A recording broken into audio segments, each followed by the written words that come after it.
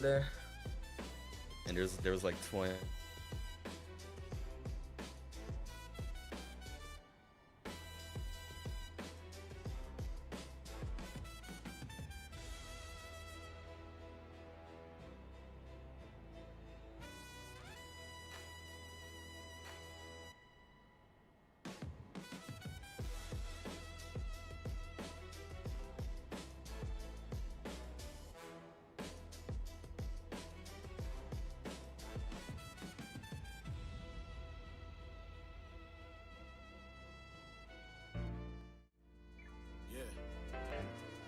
I bring the squad out for this one.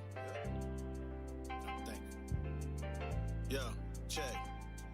Only giving 120, don't do nothing less. You can sit there and stress, and I'ma say God bless. Maybe give you purpose, put your mind to rest. Get it out of your spirit and keep it off of your chest. Pop it off like a broken fingernail. The ship is set sail, waving goodbye like old farewell. That was a past life.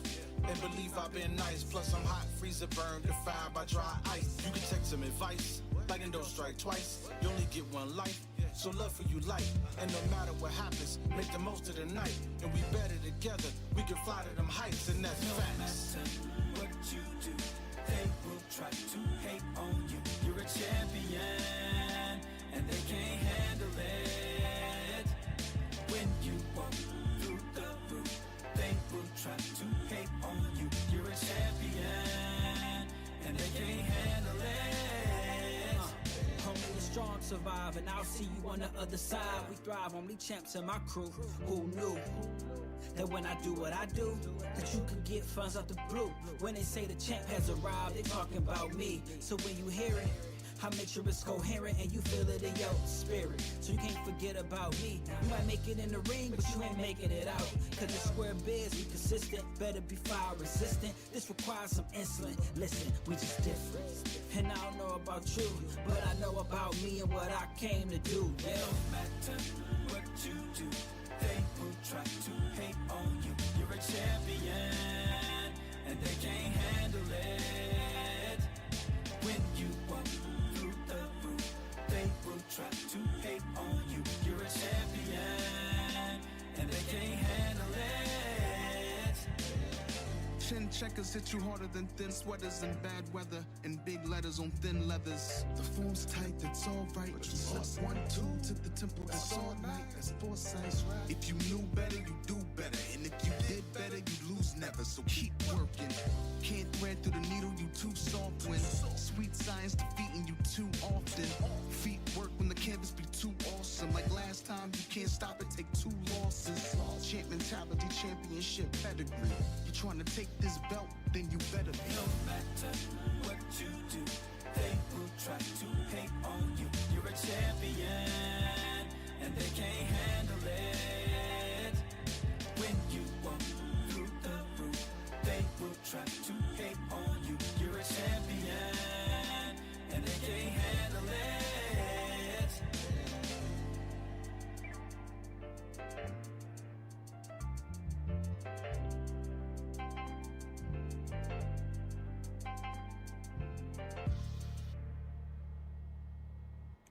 Unfortunately, there was a bit of technical difficulties there. We are back with the action right after this short technical difficulty break. Be sure to stay tuned. We still got some action here. We're still around. Unfortunate that writers were trying to send it off to the people, but I mean, I guess this just gives us a little bit more time to, talk about this tournament. Super exciting. We got Razone and SG fighting any minute now once we're able to get everything back up. Final predictions, gentlemen. I mean, we've already talked about it a little bit, but do you guys have anything to say before these guys finally are able to go at it? What I want to say is that Jester is a deceiver. I just want to throw that in that don't trust anything he says to people out there. But yeah, like we said, though, Razone and SGC is going to be a very interesting matchup. And just like we said many times before, we are going to be heading into the war room very shortly. We're going to go look at us. Yeah, sneak peek.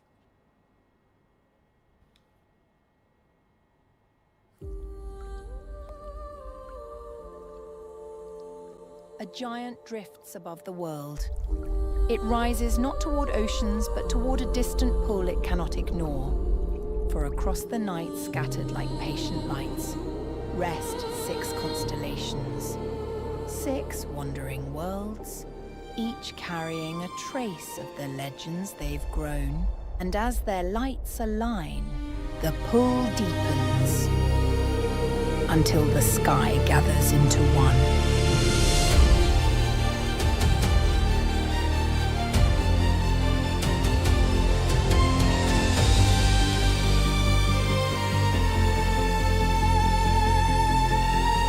TCO is gonna come out on top. You know, I think we're gonna go all the way. I'm gonna batter them. I'm gonna break them down. I'm gonna be throwing uppercuts, vicious ones, right? I'm talking about from the south of Louisiana all the way to Princeton, New Jersey. That's how I'm gonna be throwing these shots, right? And then I'm gonna be leaving my chin on a plate, and I'm gonna see who wants to eat at the nearest buffet, right? And right when they come to eat, I'm gonna tell them, you gotta pay for all that. It ain't eating for free. And I'm gonna show you the night of the tournament. Every single game plan that they have, I'm blowing it out the water. And that's it. Wow. Hot mic. Picks are shortly in. SGC coach Ronaldo right can here, be recorded. Ronaldo's in the war room making his pick for SGC right now. Gentlemen, what do you think is going through his mind right now? He's gonna go through the motions right now. He has a lot of people telling him a lot of different things on who he needs to pick. I think the logical pick right now would be a low maintenance guy like Rotan, who can get it done early and get you an easy first win to just wrap this up quick. I think they're definitely gonna put Zoto or V in, because I think Vinyl does want to put himself in quickly and just show everybody that, hey, I can back up my talk. HP, what is the logical pick here? I think the logical pick, I would agree with Roatan being the first pick. Have a hard hitter come out, because Razone is already down 1 life as it is. And you have Vinyl and Zoto, and on paper these men aren't much of a matchup for Rotan. We heard it at the press conference, Rotan saying that he is up on the scoreboard with both of these gentlemen. A minute left on the decision. The pick is almost in. Ronaldo making some final picks. All right, ladies and gentlemen, the pick is in. Ronaldo has chosen Tynado to fight first for SGC. Man, not the pick we were expecting. We all thought he was going to go Rotan, but he decides to pick Tynado to go first. How do we feel about that pick? It's really not a bad pick. I mean, if you're looking to, Tynado's also very, very crafty in there.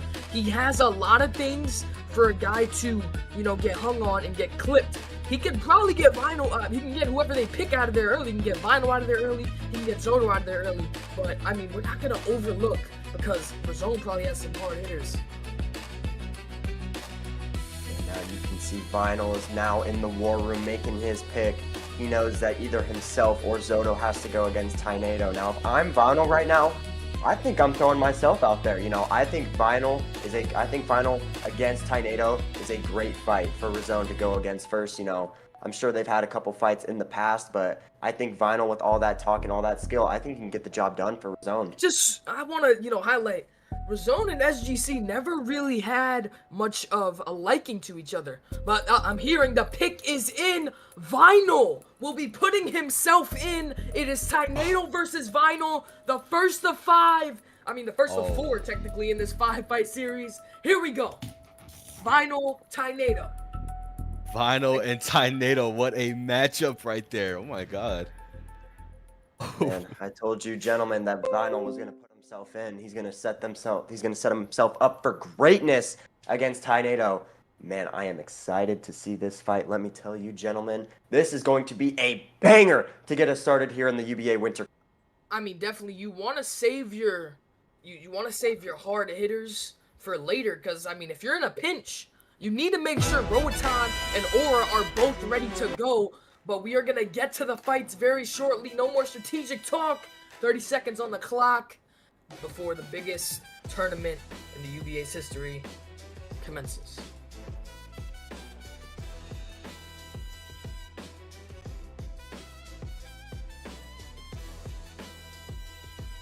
I mean, it's not a bad fight. Vinyl has about 3 or 4 inches on Tornado in this one. Vinyl, I think he stands around 5'9", 5'10". Tornado around that 5'7" area.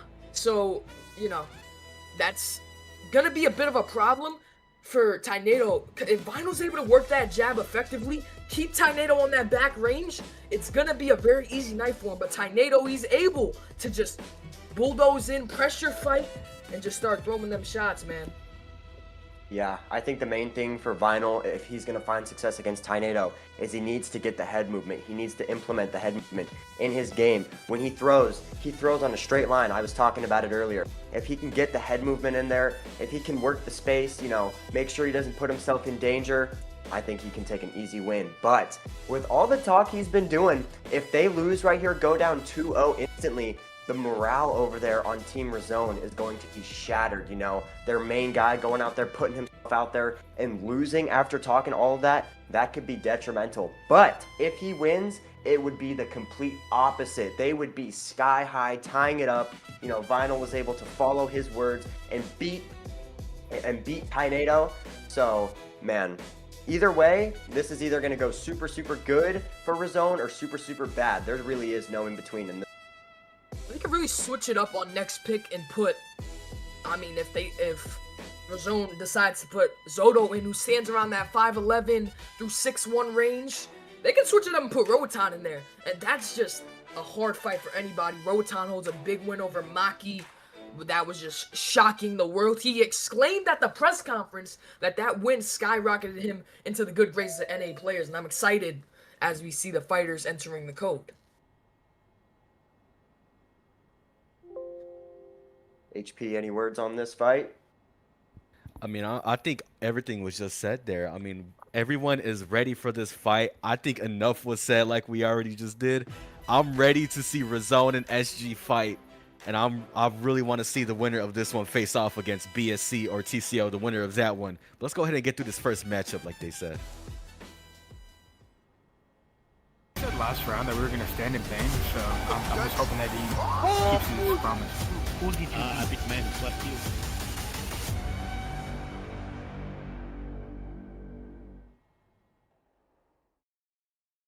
This will be the first UBA event in the brand new venue. This clock is sleek. Will remind you a lot if you remember that interleague tournament held for $200 back in the day. Vinyl and Tornado. Vinyl's gonna fight out of your blue corner. Tornado out of the red. Ream scale fight. Here we go, gentlemen. Big tournament. And you can see the new map as well is looking beautiful. Oh my god. Super exciting. You can see Vinyl looking for that left hook already. Sorry to interrupt you there, Kaze. No problem. Yeah, Vinyl. Look at him. He's working the head movement just like I was telling you, trying to get out of the way. He is still on a bit of a straight plane. You know, a bit of a feeling out process right here. Ooh, good hooks right there. 600 Ooh, good left hook right there from line. Vinyl. For these men, they're going to be fighting their hardest and at their strategic best right now. You don't want to play pressure with a guy like Tornado. He's been working tirelessly on his outboxing to get it to the level that it's needed to hang with some of these taller guys. Yep, and another thing to point out is that we have refs on the dot for this one. Refs will be watching for any foul, any exploiting, anything gaming will be called out, and it will all be up to the ref's decision, not us. Look at Tornado. Tornado is working beautifully right now. He's letting Vinyl come to him, run into his shots, hitting his... I think Tornado ate one there, though, as Vinyl's starting to press the front foot. Listen, if you're a guy on the back foot, if he's on the back foot and he's throwing those pot shots at you, if you're able to eat one of those shots and then land one back of your own, the shot that you're landing is going to have more power on it. And I believe Tornado is looking for that left hook to time V coming in, rushing in. You can see it too. V would drop that right hand just a little bit, and I think if Tornado times it right, he could drop V in round one. Yep, just like you said, partner, he's looking for that big left hook as V is moving in. V definitely the main aggressor here round. Tornado looks like he's really trying to work off that left hook counter. So he's not having a lot of success, but I have seen him get a couple of them. Pretty even first round though here about. We're looking at Vinyl constantly pressing the pace. I'm sorry to cut you off there, HP. No. Very good. I was going to say, V is looking nice, though. This man is looking sharp in there. He is trading with Tornado. And a lot of people didn't expect V to stand a chance against anyone on this roster.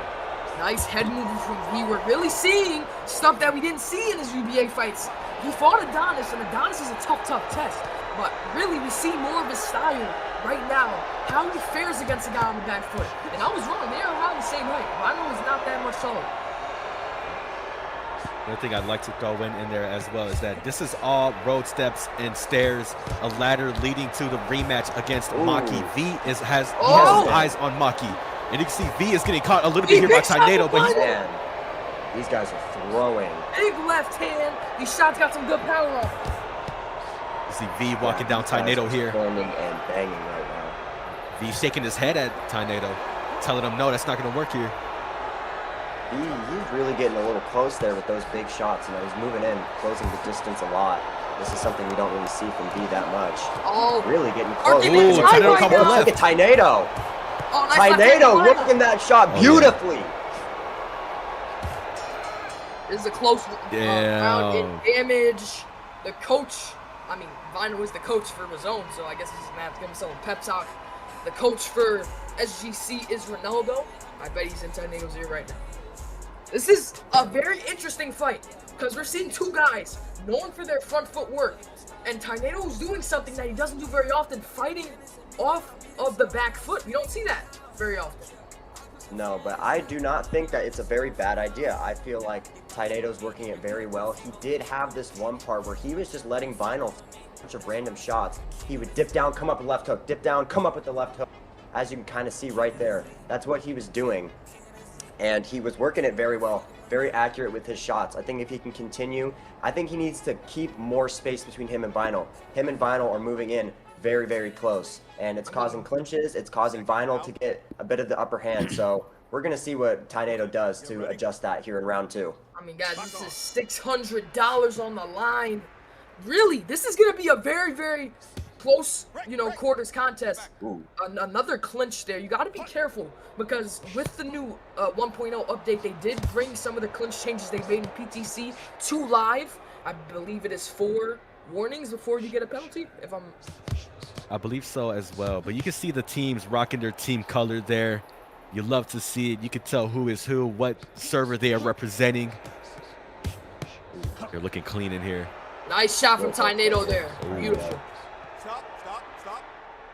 Both men get caught up there. A lot of unintentional clinching there. Both men just getting close to each other, doing inside fighting. But you can see Vinyl turn his back there for a split second. Kind of triggered it there. Can't stay in front of Tornado. This is what he needs to do. He needs to jab and then pivot off. Because Tornado's used to Vinyl being right there to throw that big right hand. Big shots from Tornado. V got caught with a right hand. Looks like Tornado might have rocked V a little bit. Oh, definitely has V got hurt. Big shots from Tornado. Can Tornado close the gap and get the knockdown? Trying to work the body. Tornado. Oh my goodness. V gets tight defense from V. What will happen in the event of a draw? Do both teams get their life a hook? I believe that is what will happen. But the thing is, that would mean Razone has 1 life left, and that would be very, very scary to see. Man, V still being the main aggressor here, even though it looked like he was still a little rocked after that second clinch, as Tornado was working big hooks on V, and V looks like he's mainly the one moving in a little bit too close for these clinches. Doesn't look like he's really going for the clinch, but he is definitely the main one moving too close. Vinyl needs to just sit back here and relax a little bit, try and find some counters, make Tornado fight to his strength, and then fight to your strength. Ooh. V looks like he's a little bit stunned here. Tornado not really aggressing too much on it. Might be trying to... What we're seeing here is Tornado is getting his timing down. Look at his shot selection. Each shot is landing. Beautiful counters from Tornado. He's been working those gorgeously this entire fight. V stood still there. Clinch. It is room scale versus room scale in every fight you'll see in this tournament. So a lot of footwork having to be shown between these men. This is a great round from Tornado. He's settled into the fight and he's working his pressure shots now. Yeah, definitely. Good left hand there. A lot in this fight. V looks like he's still a little stunned. He's trying to recover. V also has had some good defense. There has just been holes in there that Tornado has been able to break through. Ooh, yeah. Dino is definitely hurt right now. Left hand again, sneaking through the guard. To get the knockdown. He's had Vinyl on the ropes this whole time. Vinyl really is hurt right now. But man, he's moving the head really well right now. Keeping 10 the guard seconds remaining in the second round. I believe it is a 1-1 fight if we do give Vinyl the credit of a round 1 victory, but even in a 1-1 scenario, the tide is slowly shifting. I mean, HP, talk to us about this, man. Why do you think V is slowing down right now? I think V is slowing down because he may have bitten off more than he could chew. You know, he's had a lot to back up here. Could he be feeling the pressure of the moment? Could he be feeling the pressure of being down 1 life? Or is it the fact that Tornado is simply piecing him up so far in this fight? I mean, he has his timing down to a T. He's landing a lot of shots, and you will see that left cross split through the guard of V a lot. He's looking for that left hand going in every time V comes in. But the thing is, V also was catching Tornado a lot. I mean, what are y'all thinking so far of this fight? We do have some things coming from Vinyl about a ping error, but remember, UBA is powered by Sheath. Use code UBA for 20% off all participating orders. Sheath.com. Yeah, $600. V is definitely talking about how the ping is a big factor right here. Other people are saying that Tornado is just simply moving too well for him. All right, here we go. Third and final round here in the first fight of the UBA Winter Cup. Yep, I think it's a 1-1. Yeah, it's not crazy to say that this is a 1-1 right now. I think both fighters should have the mentality that this is a 1-1.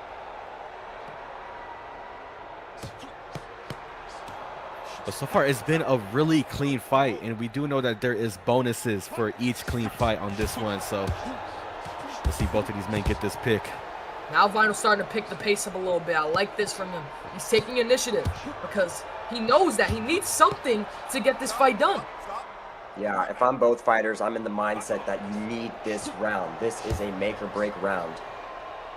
And sorry to interrupt, gentlemen, but the thing is, we saw V in chat saying that his ping is winning him the fight. He said to match him with someone with better internet. The thing is, you were the coach. You could have matched Zoda in there. You could have matched yourself against in there. You could have changed it, but you know, it's too late. You're in the third round. He also did have the second pick, so he knew who was fighting. Tornado was the first pick, so he knew that it was going to be a ping difference with himself.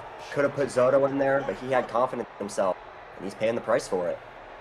But if I'm V, I'm chasing a knockdown. I believe that's all he would need, considering that he only lost the second round in this fight. But you can see Tornado piecing him up with the body and going up Nice top. counters from Vinyl. I believe that Tornado got clipped a couple times in there. Definitely did. Vinyl is not going down without a fight. Definitely hitting his fair share of shots. Ooh, Tornado. Ooh. Gorgeous hooks up top. You see V looking for that right hand off the angle switch. I think they gave him a penalty. Vinyl got a penalty there. If he got a penalty, that wouldn't be surprising considering how many clinches we've seen in this fight. This is the first round, best of 5. Ooh, good left You can see hook V right filling the range here. One thing I like about V in this fight as well too is his counters and his defense. He's blocking a lot of fights.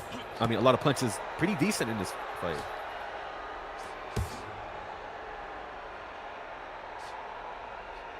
Not a lot of knockdowns, but a good amount of punches here. Ping definitely might be a bit of a factor. Also, oh yeah, Pete is working phenomenally. He's moving his feet well, getting different angles, dropping his head right there, dodging that straight.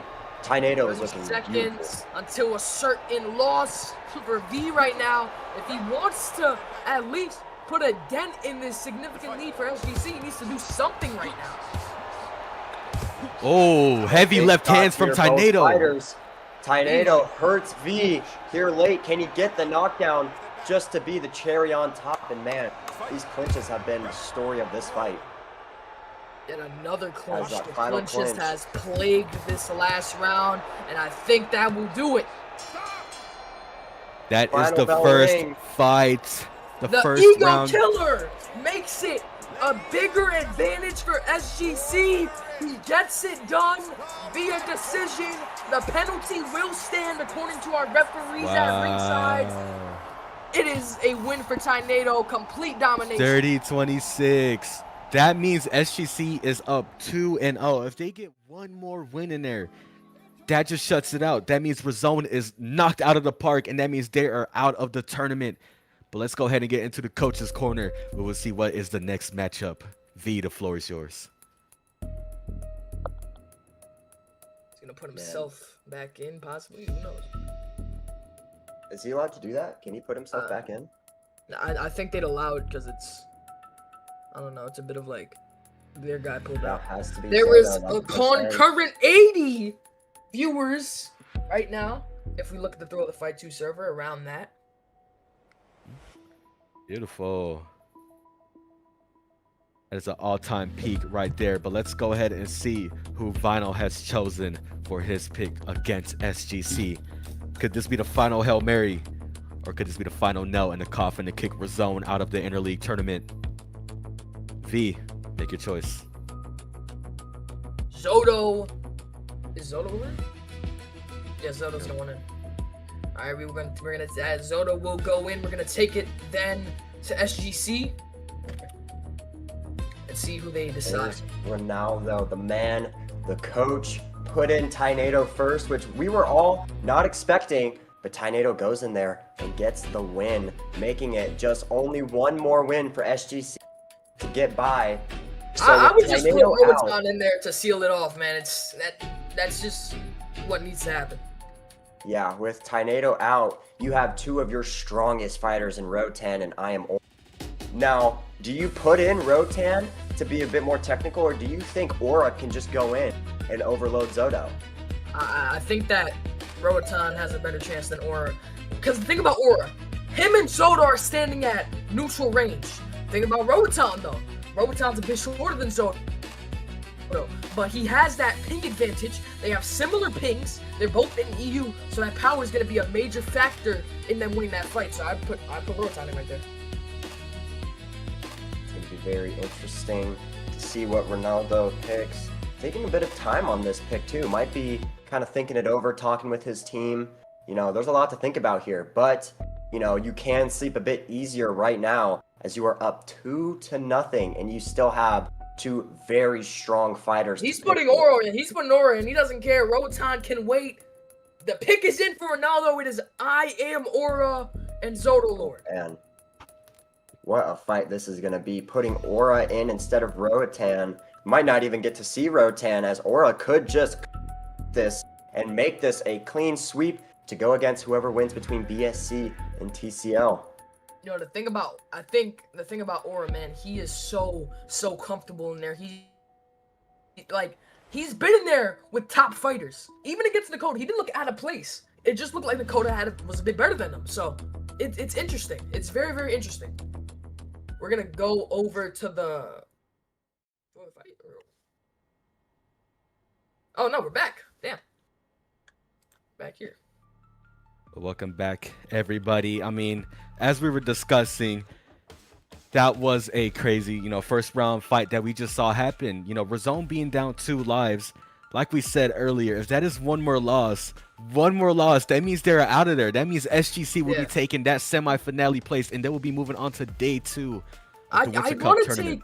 I want to take another look at I Am Aura if you can play those highlights back, because he is obviously in there, and he will be joining up the code soon. He's very, very good at what he does. As I mentioned earlier, he loves to keep that high guard. He loves to work on his big shots. He's just very good in there. He's solid. We see it in this replay right here. Aura just works the pace like nobody else. Wide hooks, that uppercut, his punch placement is where he excels in this game, man. We're gonna look at another highlight right here. This is a beautiful one. Aura just works his range so well right here. Combo punching, combo hooks. I love it. Exciting fight, a lot on the line right here for Team Razone, down 0-2. Zodo is their final lifeline to keep them alive. Aura though, that is fight for him. Man, do we think that Zodo can bring this one out of the? I think it's highly possible. Zodo is a very technical fighter. I've seen him fight before on the AMAs. He is clean. He's technical, but when you're fighting the #1 ranked light heavyweight in UBA, I mean, not to say anything, but the comp is there. We're going to be seeing a very competitive fight. But let's go ahead and stop wasting y'all's time. Let's go ahead and get a look at the fighters that we're about to watch. I can't wait. Aura and Zodo starting soon after this ad break.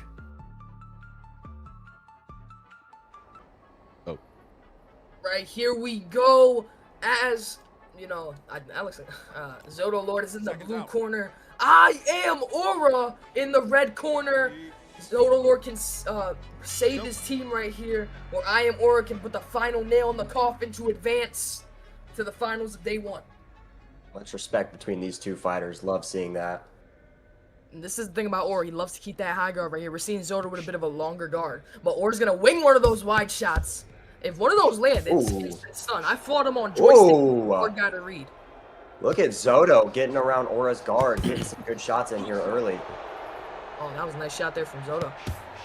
And the thing is, Zodo and Danny are the sleeper picks in this tournament, I believe, along with Void. You know, there's a lot of big names on this roster. A lot of people competing all for the $600 prize pool split. Oh, good body uppercut there from Zodo with the right hand. Oh, man. Zodo is looking gorgeous right now. Look at Zodo picking his shots perfectly, getting out of harm's way. Yep, and just like Tomato said, Aura cannot stay in that one spot. We've seen this happen against Legendary Golf. We've seen this happen against Nakota. You know, whenever Aura stands still, he gets caught with these combination in these blitz. I do think this is the best version of Aura we've ever seen. He's got a lot more, you know, composure in there, because we saw in the Golf fight, he looked uncomfortable. Golf was just pushing the pace a lot. I mean, nice left hand from Aura. Yeah, you can see he's going to be fishing for that left hand all day long. But watch for that right, because that's how he really catches people. And like we saw in his highlights, that's how he drops them too. Keeps them busy with that left hand to sneak up that right hook. Yeah, I'm loving Zodo's approach here, you know. Not moving in too much, really choosing when he wants to throw his shot. And when he does, he's accurate. He's hitting where he wants to hit. He's getting his head out of the way, getting that right there. That was a good counter right there from Aura as the ref will separate the two. But Zodo is looking very good here in round 1. Aura's trying to play the inside game right now. I mean, right now, he can't stay in one spot that long. He has to circle. Oh my goodness, look at Aura. Oh yeah, Zodo's a little hurt there. He's seeing some gray. Punishment building up. Really sneaking in these little jabs, and they are working gorgeously. And when Aura sees you hurt, it's like a shark sensing blood in the water.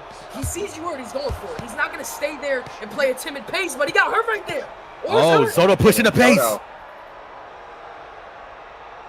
Zodo not trying to overwork himself, tire himself out here in round 1. Still picking and choosing, not chasing, and that's where real fighters come. Ooh, so far, every fight has been clean and technical. Aura got hurt again. Cut up on 10 seconds in the clock at 5.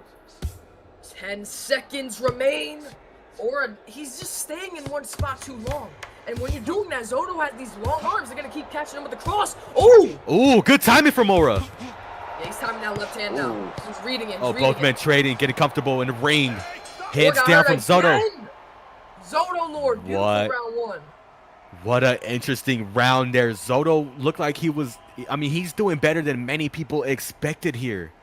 Not many people knew of Zodo, but now many people are going to know of Zodo as he's performing in front of over 70 people watching live. This is a very, very good performance from him. And this is the textbook way to beat Aura. Keep him at your range. Do not fall into his range unless he'll find that big counter hook and combo him up on you. Aura's just staying too stationary. We've said this 100 times already, but he really needs to circle off. He's downloading data right now. He's just trying to find Zodo's tendencies right now. That is true. And the thing is, you're seeing Aura catch Zodo a lot with that left hand. He is fishing for that step back counter every time Zodo comes in.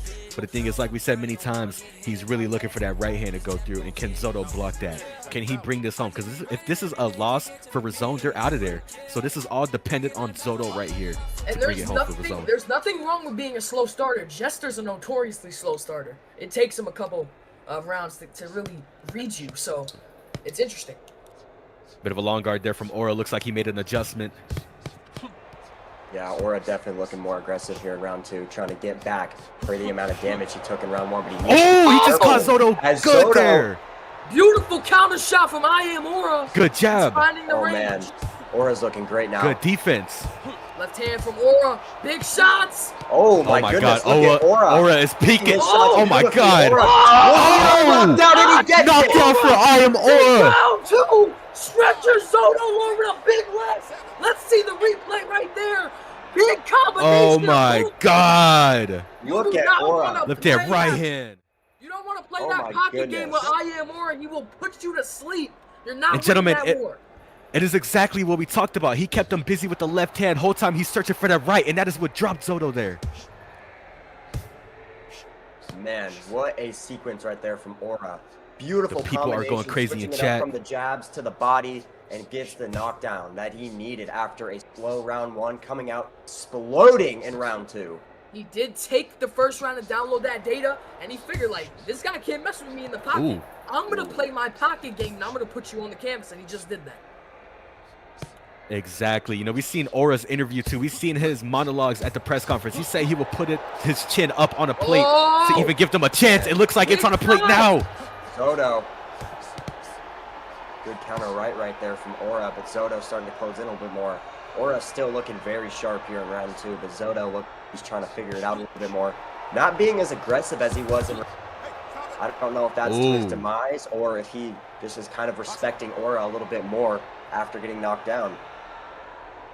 And these lights are insanely bright. These are where diamonds are made under the pressure. Either you break or you fold. Nice shot from Aura right there. He's moving a lot more. I think this is where he's finding some success. He's moving more. He's circling off. He's not staying in that one spot where Zoto can keep sniping him with the cross. Coming up on 40 seconds in round 2. Looks like this one's a 10-8 for Aura so far. Zoto's going to need to be a little bit more aggressive here. Oh, Zoto caught him with the good right. Front foot right here as Aura is moving back now. Zoto getting big shots on him. Doesn't look like he has him hurt too crazy, but definitely showed some signs of life right there. Yeah, it's true, and as the saying goes. Round 1, he could really go out and try and get a knockdown in the 3rd and save his team. 10 seconds left in round 2. Will they aggress? Doesn't really look like it. Both still playing the fight like how they always wanted to. Keeping the range, getting some big shots in. And that will be the end of round 2. An obvious round for Aura with that gorgeous knockdown between that combo. Mixing in the jabs, body shots, everything. I would love to see that one again. But we need to start analyzing Aura's just beautiful work in that round. We're going to look at it in the picture-in-picture. It's right here where you can't stay with Aura. Hook combo, puts him right down on the canvas. That's where he's going to catch you every single time you try to play that game with him. It's that jab right there. Double and you saw him looking for that right. And then gets the double hook win. Looks like Zoto was going in for a clinch, just couldn't get it in time, and Aura was just packing him up too much. And even a little bit before that clip, Aura was throwing beautiful combos. He was getting his straights through Zoto's guard, and he was just piecing him up, breaking him down until he finally got the one shot that was able to put him down for good. As we are getting ready for the 3rd and final round, we need a big one here from Zoto to keep Razone alive. And I'd like to imagine that all of this is pressure on V. You know, Razone, EU in general. This last round is dependent on if they would make it to round 2 and have another chance to make this a tiebreaker. So far, SGC up 2-0. Aura might be trying to stay back a little bit more. Aura might think that he has this fight won with that knockdown. He really doesn't have any incentive to go in right now and risk himself. Like right now, even if it's a draw, they're still out of there. They advance to the next round. SGC wins. If I'm Zoto, I would push the pace. You know, you're down a round. Your team's down 0-2. You're going to have to find a knockdown or a knockout in this fight. Definitely lots of pressure on Zoto right now. The whole tournament for his team on his back. Not entirely his fault, though. You know, with Blix falling out and a very tough fight against Aura, keeping up the best he can. They're definitely going to need a knockdown if he wants any chance. Zoto is playing some range right now. He's moving in a lot more, but it only takes one of those from Aura. Oh, and there it is. Oh, Aura has him hurt. As Zoto rocked. Zoto still trying to move. Oh, it's down! Oh my goodness! Soto making the adjustments. Getting the knockdown. Does he keep Team Razone alive with that? Razone may be staying alive but a pressure, a motivated I Am Aura is one that will come for your head, and that's what he is right now. He wants to get these guys out of there. A gutsy move right there from Zoto to keep moving forward after being rocked, and it pays off beautifully as he somehow brings it out of the fire, gets the knockdown. Look at these two gentlemen throwing now. Zoto, I'm timing that hook. All of the I'm timing that left hook. Zoto down! I Am Aura, are you kidding me? A motivated I Am Aura will get you out of there no matter what you do. He shows it. What a sequence! Oh my goodness, I Am Aura with the moment of the tournament so far, bringing this one back after getting knocked down, quickly getting him out. Only about 30 seconds left. Zoto, it's do or die now for him. Exactly, it is do or die. $600 is on the line for your team. Now's the moment you have to push it. Zoto moving in, hitting big shots on Aura right now. Can he catch Aura? These two are brawling right now. Big shots from both parties. Zoto looks like he's hurt a little bit. Moving back now. Aura hitting big shots on Zoto. They just sealed it right there. FGC just sealed it. Aura's not going to drop. He's Oh my god, the damage is building up and he goes down again! I Am Aura! Oh my god! I Am Aura! Oh my god, I thought Zoto was out for a second. He took a minute to get up. I Am Aura taking it home again. Coffin. Knocking Razone out of the interleague tournament. GC to round 2. He said you need to come for that shit. And he's gonna oh my god. And I Am A Aura. storybook ending for SGC. Razone. Oh my goodness. Right when As you Kaze think said, nail in the coffin. Unbelievable. Right when you think you have this my man out of God. there, he's coming for your head. In that round 3, we see it, a knockdown. It could be over. They could have still alive. Or comes back, he gets it done. And ladies and gentlemen, what a crazy sequence. Razone is knocked out of park. They went 0-2 to 0-3, and that's an automatic loss right there. But if y'all follow us for a split second, come over here this way. We're going to go ahead and show you what happens when a league is knocked out of the park. Over here, I mean, Kaze, would you love to do the honors for this one? I would love to do the honors for this one. Thank you so much, HP. Now we're gonna get this one out of here. SGC advancing, just like I said in the pre-game, a clean sweep. Unbelievable. Team SGC advances to round 2, and now it's time for BSC versus TCL to see who is gonna go against this stacked SGC roster. You know, the crazy thing, right? We talked about it, but this is closer than some people realize. I still have TCL getting this done. So, HP, what you gotta say? I mean, the first thing we have to get into is the roster we have on a board. Let's go ahead and take a second to look at Bloodshed, Coliseum, and TCL. And gentlemen, I'm not the best at breaking this down, so I believe one of y'all will go ahead and take the honors here to let the people know who's on this roster and who are we about to see fight. So, we look at this. BSC, Nakota, Adonis Banks, 2 high-level fighters right here. Nakota, light heavyweight champion of the UBA. Adonis Banks came up short at UBA 9 against... That wasn't 9. That was 8. He came up short, but, you know, still valiant effort. TCL avoids Sage, Rico, and just... It's going to be a very, very good series between 3 high-level teams. HP, what you got for us? Well, over here, what I have for y'all is another prediction segment. Like we said before, we have flashcards over here with each league name on there. Let's go ahead and get our prediction in our cards with our leagues here. And everyone in chat, I want y'all to put y'all's predictions in chat. Oh, was that a spoil? That was not a spoil. But ladies and gentlemen, in the Discord chat, YouTube chat, or production room chat, go ahead and let us know. TCL. Yep. TCL or BSC. Go ahead and let us know y'all's prediction as we go ahead and show ours in about 5, 4, 3, 2, 1. TCL is my choice. BSC from Kaze and TCL from Tomato. I mean, like we said before, we got to explain to these people why we are choosing these teams. Kaze, I'll let you go first as you are the standing out representing BSC. Man, you know, I think you guys are wrong. I think you're really sleeping on my guys over here. They're going to come out. They want to win more than anybody in this tournament. I can't say much, guys. I need to go be a coach now. You guys take it away. I got to go do this. Best of Take luck, it to Kaze. the war room. So really, this is just gonna be a very, very close series, but I see it going to the boys over at TCL. Yep. I mean, the thing is, on Bloodshed compared to TCL, it's going to be a room scale fight. You know, these men are going to face off on room scale, and we do know that whenever some fighters from BSC go on room scale, you know what happens. We said we will get the fighters 5 minutes to go ahead and get prepared and all that. Tomato, what are you thinking so far, though, of Bloodshed and TCL, this matchup that we're about to see? Who do you think will be the first to come up as a pick? Well, I do not think we have highlights of the guys over at the teams right here, but I do want to highlight some of them over here.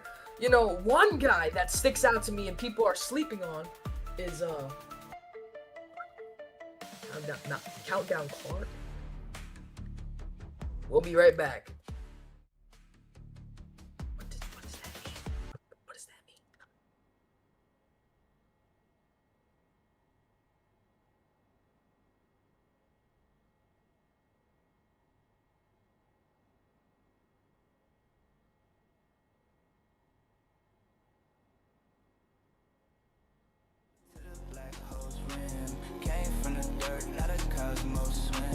Ice on my wrist, nebula, frostbite. Shadows in the dark, watch them creep at night. Speaking in codes, binary, my slang. Asteroid chain, let it hang, let it bang. Gotta let it bounce, gotta let it bounce. 808 shake, planets out they house. Gotta let it bounce, gotta let it bounce. Catch me in the stars, stacking large amounts. Distorted bass, feel it in my chest. Sense step sharp, pierce through the rest. Minimal chords, keep it clean, no mess. Mumble through the paint, race trap finesse. Spacesuit dripping, no oxygen needed. Dream so big, Saturn's ring, I exceeded. Time warp vision, future on repeat. Loop so hypnotic, you can't feel the feet. Bounce through the vibe, oh yeah, lock on. Distorted echoes, my song. Solar flare low, they spawn. Energy endless, I'm strong.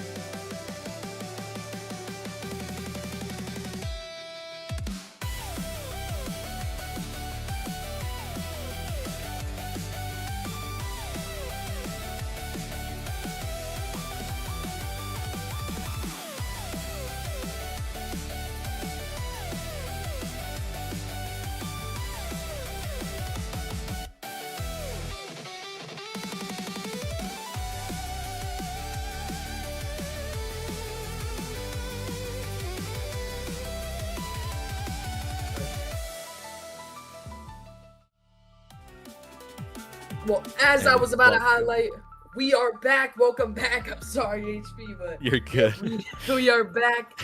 I mean, I wanted to highlight one of TCL's highlight guys out there. Rico Too Smooth. We overlook him sometimes because he hasn't gotten as many opportunities here in the UBA as he has other leagues.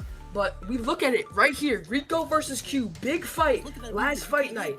Rico just working great defense against Cube. It was a great fight for him. We look at Lips. This Lips fight. Rico really showed us that he can hang with any middleweight in the world. And his defense showcases that right here as he's leaning back, landing the counter pot shots on Cube. And look at this. Boom. Big 2-punch combo. You eggs him on. And that big left hand. Just a beautiful shot from Rico. He's gonna pose a big problem for this team BSC. HP, what do you got? Well, what I have for us is we have 2 special guests, but for the first one, let's go ahead and welcome Bloob into the analyst desk. He is right here. Welcome, Bloob. How are you feeling? This is Team RSVR, and what do you think so far of SGC and Razone? Oh yeah. Wait. Sorry to interrupt you. Could you unmute on Discord for the people to hear you as well? Sorry, we had Jester's lawsuit. A lot of stuff is running low. We apologize for that. My apologies. I did forget to click that button. Okay, it was the predicted outcome. This might be slight bias, but I've always had Tynado at my personal top 3 lightweights, everywhere. I think Tynado has shown his skill. I think him, John, I think Chang. There's not a lot of comp, but when you look at the top guys in that division, I mean, Tynado, and let alone I Am Aura, it was clear that Rosin didn't really hold the same level of name value, I mean, Zoto did put up a great fight in that I Am Aura fight, man. HP, you got anybody in particular you want to talk about? I mean, one person I want to talk about is for Team UBA, and who else better than to talk about than to have the man come in here himself. Let's welcome Maki onto the analyst desk here. He will be joining right aside Tomato as he walks in. Welcome, Maki. Yo, what is up, guys? Pleasure to be here. Pleasure to meet you. How you feeling, man? Yo, I'm feeling good. That was a great match. Tynado, he looked so impressive. He looked like he improved a lot. And Aura, amazing as always. That was a great match to start off the tourney. I mean, was this on y'all's bingo card here that SGC will pick them? Oh, actually, sorry, y'all. Let's go ahead and get into the war room where the coaches will be making their team. I mean, we'll be picking their fighter. First off, we'll take it to Kage. Sorry.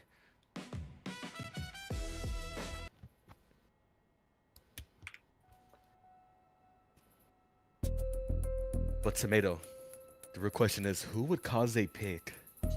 Or RFC.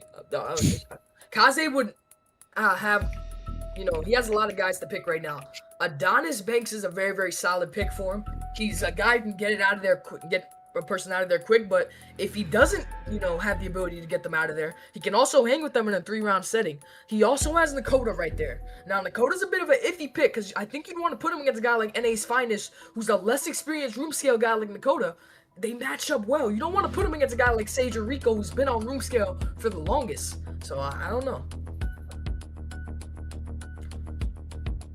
Danny G's also there, which is interesting. I wouldn't put him in first either.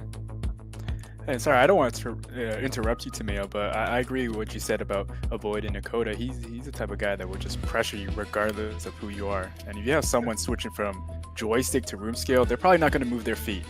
That is a very tough switch. I mean, I can attest to that myself. That's not a great outcome. It's hard. It's hard because you're used to just flicking the stick forward, doing that, come in, come out, in and out movements. I don't know. It's going to be interesting. Well, the pick is in for BSC. Adonis Blessed Banks is one half of this fight. And now we will go to... Did you hear that, Bloop? We will go I heard that. Adonis Banks. Oh my God, I can't wait to see it. That's their star player. That's their start?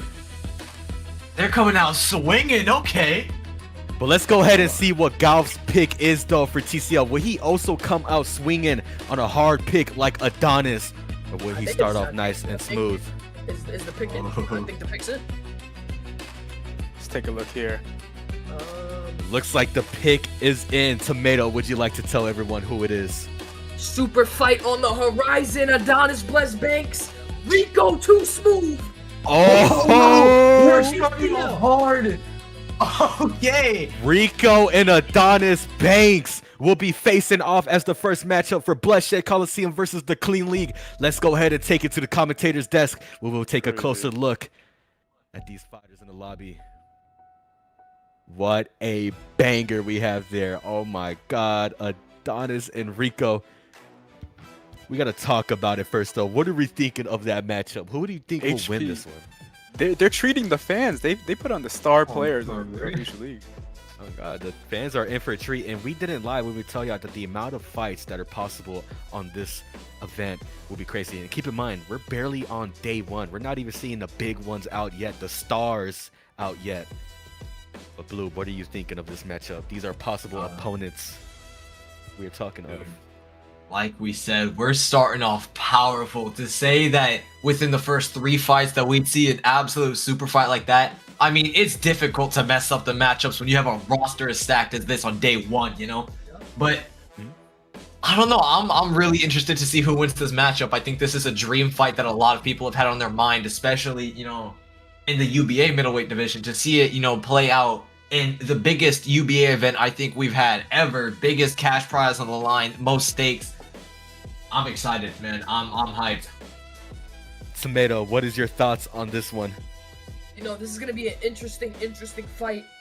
Rico is way more experienced than Adonis on room scale, and I'm not saying Adonis does a bad job on room scale, because we see that guys transitioning from joystick to room scale, if they really put their mind to it, we're gonna look at some Adonis Banks highlights. In the cam fight, he was pushing that pace. He found hook spam. He found a hook combination there to drop Cam in the first. He thought it would be over. Cam recovered well. Look at a clip from BSC. This is Adonis playing a bit more back foot.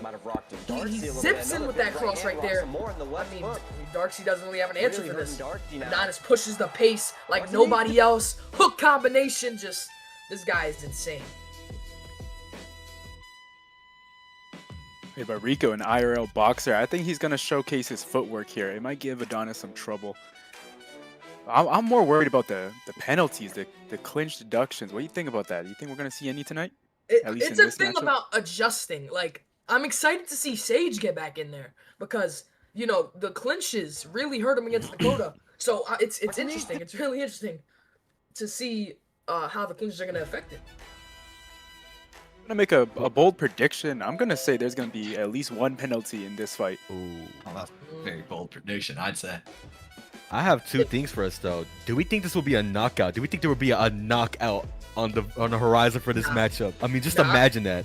I don't see it. I really don't see it. I think Rico has good enough defense to counteract what Adonis does in there, and I think Adonis has enough defense to counteract Rico's counters. So it's gonna be just a close decision, I bet.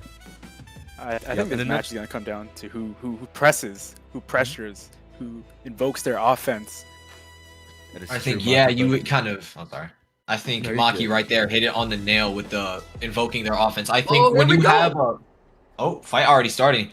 As I was saying, I think when you have a fight as high level as this, both fighters really need to invoke their game plan instead of trying to shut down their opponents, you know? Adonis Bless Banks fighting out of the red corner. Thank you, Blue. Rico Too Smooth in the blue. Here we go!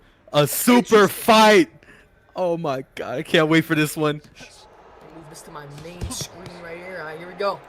Oh, Adonis starting heavy. In that signature black and white shorts. He's worn them his whole career. This is going to be interesting to see how Rico can counter these blitzes in from Adonis. We're seeing Rico with a little bit of complaints already. You know, Adonis starting off pretty heavy with some good shots at the beginning there. I think taking the round just in the first 20 seconds. Rico said he wants this money, man. I mean, he comes different when some money's on the line, and I think a lot of these fighters do. Because we see sometimes in the smaller leagues, they're not really going to give it their 100. Oh! Right now, they're giving it their 100. But one thing we have to remember is that this is a heated rivalry. These men went back and forth many times in the UBA chat and other leagues, and we're finally seeing them fight, representing their league. $600 on the line. So much at stake. Oh! Oh my goodness. Whoa. Big rush down there from Rico as Adonis facing some controller issues. Back into the fight we move. That's something that Rico loves to have in his arsenal. That 1-2, 1-2, or he does 1-2, 1-2, 3, and he blitzes them with quick little shots, quick little pot shots. They add up. Yeah. And, you know, both fighters come in here with big name value, you know, in the top 10 of all time, a lot of people's lists. You know, when you look at GOAT names, these are two names that come up as some of the greatest who have ever done it, you know? Oh! Rico hurt him there! And we have to remember, this is the first round pick. They came out swinging. The coaches came out swinging for this one. Oh, that was crazy. We do have referees at ringside to tell us and define a turtle or a deliberate clinch or any other foul that may be committed. When $600 is on the line, you got to make sure calls are right. Yeah, Adonis is definitely struggling with those controller issues. You can see after he goes for those big shots, you can see his controller start to drift a little bit, and he seems a little confused. Rico hurt him again! Rico hurt him again! Oh my God. Oh my, I thought we were about to see a knockdown right there. Yeah, man, Adonis is struggling. Responsible. As we were saying on the desk, nobody's really going to get knocked out this fight because Rico's just so good at defending these shots. Rico got caught with a three-piece there, though. Yeah, as much as we want to give Rico the props he deserves, we can never count Adonis out. Absolutely never. Because as you can see right now, Rico having to push forward to defend himself. You know, instead of playing to the back foot when he's hurt, he's playing front foot. Ooh. That's also both men are seeing great. I don't know. I think Adonis is a bit worse on the back foot. He's not really. Ooh. Looks like Adonis doing the whipping nene right there. That's the worst thing. Adonis just emoting with every punch. I think his controller might need another battery or something. 10 seconds remaining. Rico's landed the more impactful shots this round. One thing that's really working for Adonis is that 1-2. That right hand is landing clean on Rico's chin, but he's not sitting on it to hurt him properly. Controller issue on the left hand of Adonis. Rico, smooth, beautiful round there. A reminder that the UBA is powered by Sheath and all of its affairs, including this Winter Cup. Go to sheath.com. Use code UBA for 20% off and order. Yep, and you can see the referee calling for double legs. A warning on Adonis there. Looks like Adonis has to keep it above the knees. I think Rico started slowing down a bit towards the end of the round. He did enough work in that start and middle of the round to take it, but I mean, Blue, what do you think? I don't know. I feel like that warning was a little unnecessary towards the end. I think a clear Rico round, but Adonis showing, I mean, you could tell Rico was great for a good amount of that fight, you know, as much as Adonis was hurt. I think you could say Rico was hurt. Every round is a fresh start for these fighters. You know, all that punishment goes away in the start of a new round, so interesting. Yeah. Team UBA and RSVR watching closely at possible opponents here. The second round, if you need a reminder, Adonis Bless Banks is in the black and green. Rico too smooth in that signature black and white. Every fight has been really clean, though. Oh, that was a nice shot for Rico. Oh, Adonis is down! Oh, letting a stamp on it, round two! Rico too smooth!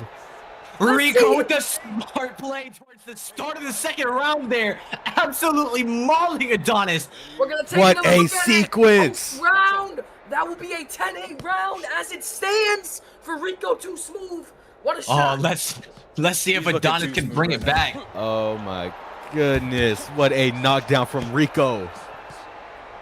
Like, Rico can be very competitive with the top guys, but still keep it clean. Still keep it clean. Both men having temporary issues. You can see him punching the controller there, trying to get it to work. But either way, it is too late to do anything about this. Both men resume the action. Rico too smooth puts a stamp on this second round with that knockdown. And one thing I like to point out is that both men are calm, but Rico got caught with the right hand and he goes trying to get it. Oh! Adonis Bless Banks! Big knockdown to make it 1-1. Never mind. Yo, what a turnaround! You can see it there. He hurt him with the right hand, doubles it up, and drops him. This is what I mean. Yeah, you can never count out Adonis. God. Everyone is going crazy as well, too. Both men gonna have to resume the action, though. Let's go. Oh, the fight finally resumes. I think ref was doing a little bit of stalling there. I believe Rico knocked I think he punched the mouthpiece out of Adonis's mouth there. I mean, I think Adonis punched the mouthpiece out of Rico's mouth. This is why they had to take that momentary pause. I think he's still up in damage despite the knockdown. He's doing good work consistently. Oh! Another big knockdown for Rico. If Rico gets one more knockdown, that's a TKO. And there's a minute left in this round. Yeah, there's a lot of time left. There might be a TKO. When was the last time you seen Rico? When was the last time you seen Adonis getting knocked out? Well, heavy right hand from Rico. A little bit of an accidental turnaround there for Adonis as we move back into the pace. Rico kind of just easing in right now. Oh, left hand again from Rico. It. Adonis can't coming throw up on 10 right seconds. Of those controllers. He can't throw. Yeah, man, that controller is screwing him up here. If that's me, I'm gonna start. You bang that controller as hard as you can, the battery gets a little more juice in it. Coming up on 5 seconds left in the round. Yeah, oh, Rico hurt by something there. Rico taking his time. I'd like to look back at that first knockdown from Rico if we do have it, because we didn't really get to see a replay on that. But beautiful round there for Rico. He gets knocked down. Adonis makes it 1-1. Then he gets it right back with a beautiful shot. Yeah, I feel like we are seeing a little bit of scuff, obviously, with the controller issue stalling out a bit of the round. But, you know, all things considered, we are still seeing a very exciting fight. Though we're not seeing possibly the pinnacle of Adonis, you know, having to be held back a little bit by the controller issues. You can see Rico is putting on a performance. That is very true, and I hope everyone in the chat is enjoying these fights. Let us know what are y'all thinking so far. Do y'all think Bloodshed Coliseum will take it back, or will the Clean League knock them out of the park and move on to the semi-finale tomorrow on day 2 of the Winter Cup?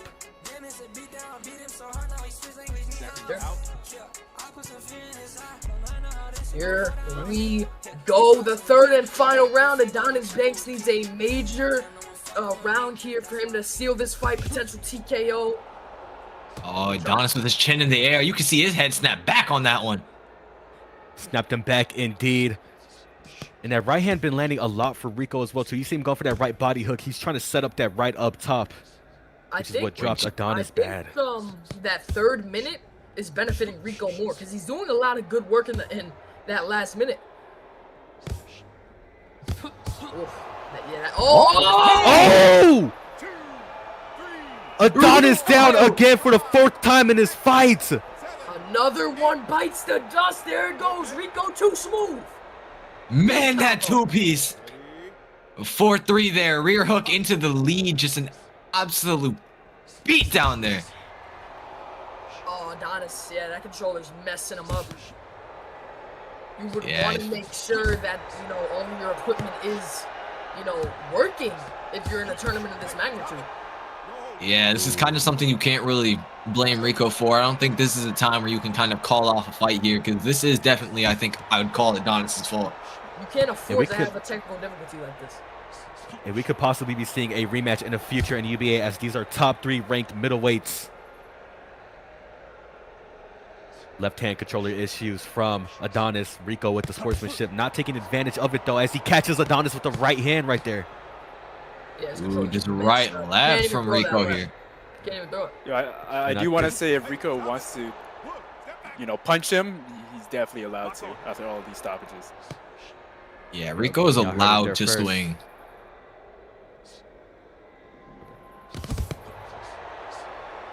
A preemptive movement there from Rico. Well, I think as it stands, it is a dominant decision win for Rico. A minute left, though. We can't count him out. Yeah, you know, Adonis, of all people, definitely not want to count out. One of those people with the knockout power and the precision and speed to blitz you in a second, and you won't even see what hits you. But I think, you know, looking at what's happening right now, I think either Rico was prepared for that or Adonis is truthfully at his worst, you know, playing just completely one-handed here. Yep, and you can see Rico taking that small pace right there, probably conserving energy for the next few rounds as Adonis tries to load up the right hand. Rico knows he's winning this. He knows that he's got this in the bag, so it's pretty smart to take your time and save that energy, knowing your opponent has a messed up left controller as well too.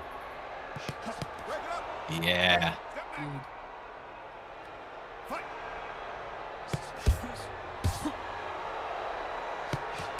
Rico getting caught with the body shot. Hey, Rico's down with the right hand! Despite the controller issues, Adonis drops Rico. He rolled right into that right hand. Little too late. However, it will be a win for Rico Too Smooth, man. What a knockdown for Adonis. But like Tomato said, too little, too late. I think people questioning that knockdown, but you got to consider Rico rolled right into a right hand, and with how V6 works, damage snowballs. So you can see Adonis hit a clean shot that likely hits heavy on dummy, and then followed it up with a doubled up right hand. It was bound to, what the hell am I doing? It was bound to land for heavy damage, My apologies. I'm having some technical difficulties. And as y'all saw it there, that's the first match. Sorry to interrupt there, gentlemen, but TCL is now up 1-0 on Bloodshed Coliseum. Samita, what do you have for the people? I mean, it was exactly as we predicted. Close decision despite the difficulties. It was a close fight when Adonis was at 100.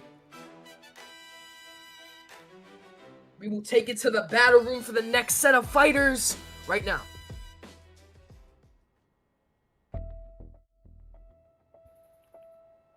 Golf making his pick. There's definitely some interesting picks to be made here. When you consider you're, obviously now up 1 for the TCL, you can kind of afford to play it a little bit lighter, knowing their best weapon was just neutralized by your best. You can kind of feel a little bit more comfortable knowing at the very least you have a trump card. So I wonder if now TCL is going to go with one of their lighter picks. Maybe throw out a Void out there. The pick. Not to count out a Void though. The pick, still I believe, is in for... Let's know what it is, sir. No, it will be Sage Mode Wolf. Ooh, Sage. He's going Sage from the beginning. First pick. Yeah, we know what type of fight we're about to be seeing, but it takes two to tango, though. So we'll be heading into the war room again as we look into Coach Kaze Kage. He'll be making his choice for Bloodshed Coliseum there. Sorry for the brain fart there, gentlemen. Let's go ahead and look at Kaze. What will his choice be to go against Sage? And could he bring it back for Bloodshed Coliseum? What do we think would be the best choice, though, for Bloodshed? You know Sage is there. You know you're down a life. What would you put up? Let's start with Tomato first. I don't think I'd really risk putting Nakota in there because he's, I don't know. Danny G could surprise a lot of people. Actually, no, Nakota's a safe pick right here. Nakota's a pretty safe pick. I disagree. I completely disagree. You know, when it comes to put against Sage. Who would you put in, Monkey? Yo, I'm gonna be honest. Either way, Nakota's gonna get a bad matchup on the third fight. Yeah. I'd just go Danny G. Well, the pick is in, despite our, disdain. Nakota is in. It'll be Nakota versus Sage. Oh, the trilogy. These men fought in the non-title bout. They fought for a title, and now they're fighting for $600 on the line if they can make it to the semi-finale for day 2. This is where Sage breaks the series. This is where Sage gets it done because he has Nakota right where he wants him on a room scale environment where he can press that pace. And I mean, Nakota can't do any of that stuff that he was doing in the second fight, you know? Let's go ahead and take it back here, though, as we get into the first match for Sage and Nakota. Ooh. Maki, what do you think of that matchup? What is this? Hold up. What is this? Their third fight? This is crazy. But now on room scale, I heard Nakota wants to fully transition to room scale eventually. So this is a huge test for him, especially as the light heavyweight champion of the UBA. He will probably face Sage again down the line. I think it's a hard matchup. Sage is a pressure fighter, and Nakota isn't known for moving his feet. So I love Nakota, but yeah. That's the problem you'll see with like every single guy transitioning from joystick to room scale. In the beginning, you're not used to moving your feet. You're not used to circling out. And not a lot of people do that, Blue. What do you gotta say about that? I completely agree. You know, I think Nakota might, he can have his practice, but only having a few days of practice compared to somebody who is an absolute footwork demon in Sage, I'm kind of doubtful of how far, regardless of his progress, how far he could have possibly come, in order to beat Sage in his own game compared to using the joystick where he was clearly in his element, think, man, Nakoda's not getting a great matchup. I don't know how much he's been training for this. I haven't heard much from him lately. Maybe he's been training on the lows. I don't know if it's enough to make a difference in footwork. But he does have great counters. So if he wins, it'll be down to the counters. This is a fight Sage has wanted back for a while. And I mean, this is just, it's like taking candy from a baby right now. He knows that Nakoda is not at his level in a room scale environment, but Nakoda could, you know, shut us all up and show out on room scale. Yeah, he might shock us. You know, I will say, I did spar him a while back, and he definitely moved his feet more than an average joystick player would. So that's a good sign. A very good sign. We will take it over to the ring shortly.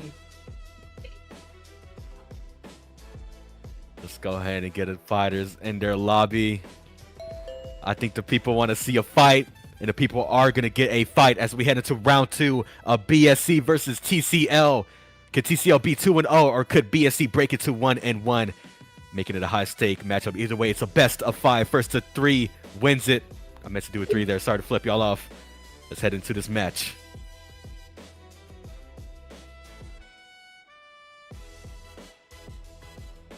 I think they're saving NA's finest for later. They want to get their heavy hitters out first before letting in the real heavy hitter NA's finest to seal it. I think that, oh shoot, I'm thinking about it now. I think when you consider it, you know, the last matchup is bound to be Danny G versus Overboy, right? That's a, yeah. Yeah, I think we'll have to. You know, I think they're looking. Oh, we're here. Oh, we're already in. Say, Blue has bad luck when it comes to making these analysis. As you get into the fight, both guys in the black and green. Sage in the white glove, Nakoda's in the green. Close. Ooh, double jab there from Sage. Don't think I've seen that in a while. White representing the clean league, green representing the BSC. Their third and final matchup in a $600 interleague tournament.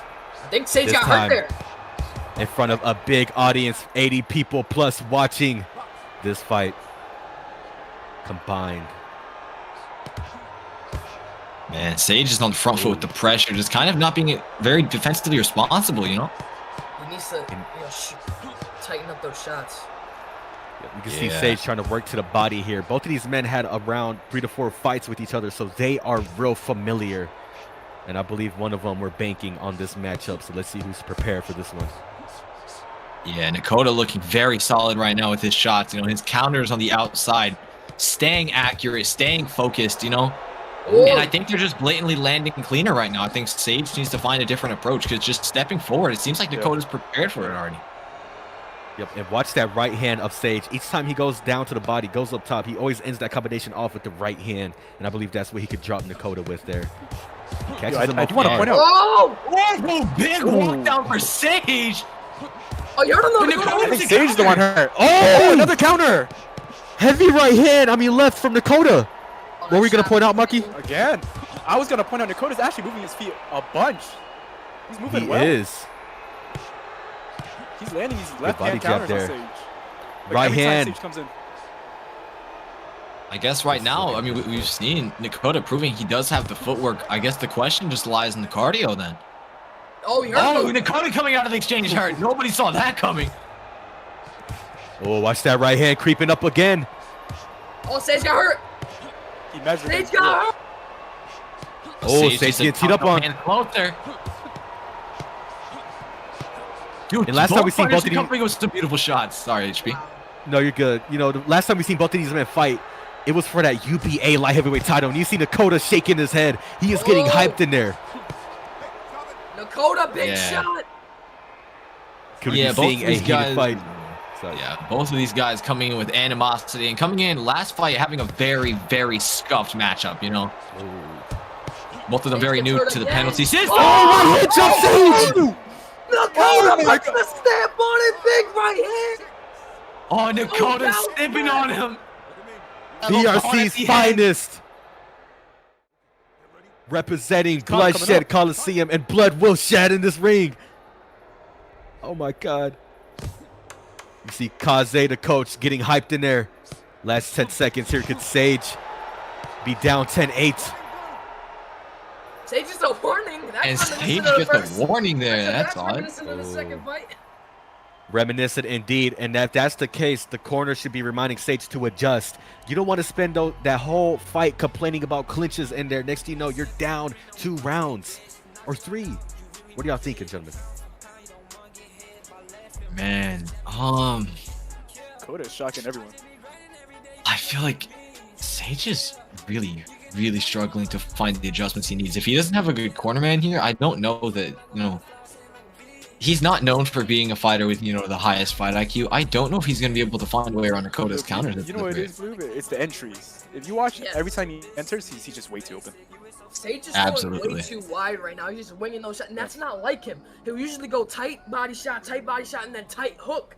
But he's throwing these big overhands. You're not going to catch Dakota like that. He'll lean back, carry, and then go. Yeah. I think he's playing angry.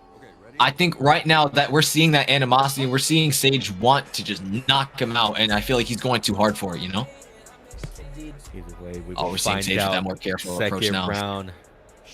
3 minutes on the clock for this fight here. 600 on the line. Everything on the line, whether it's reputation, money, or your team effort. Beautiful combo from Dakota. It actually hurt Sage. And one thing is, Dakota is trying to look for that right hand again on Sage. You notice when Sage comes in, he tends to drop that lead as he's loading up to the body. And that's where Dakota shines. Man, good left over the top there for Sage. Sage is hurt again. I think, you notice he's throwing way too wide on the inside. Oh, Dakota getting pieced up though. Oh yeah, Sage is catching Dakota here. Bad. Dakota's getting teed up on. He's mad. Sage is I don't know how he hit those.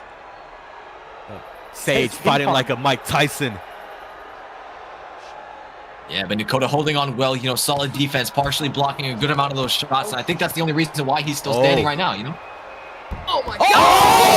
Oh! Dakota's in his face taunting! Dakota's taunting in Sage's face!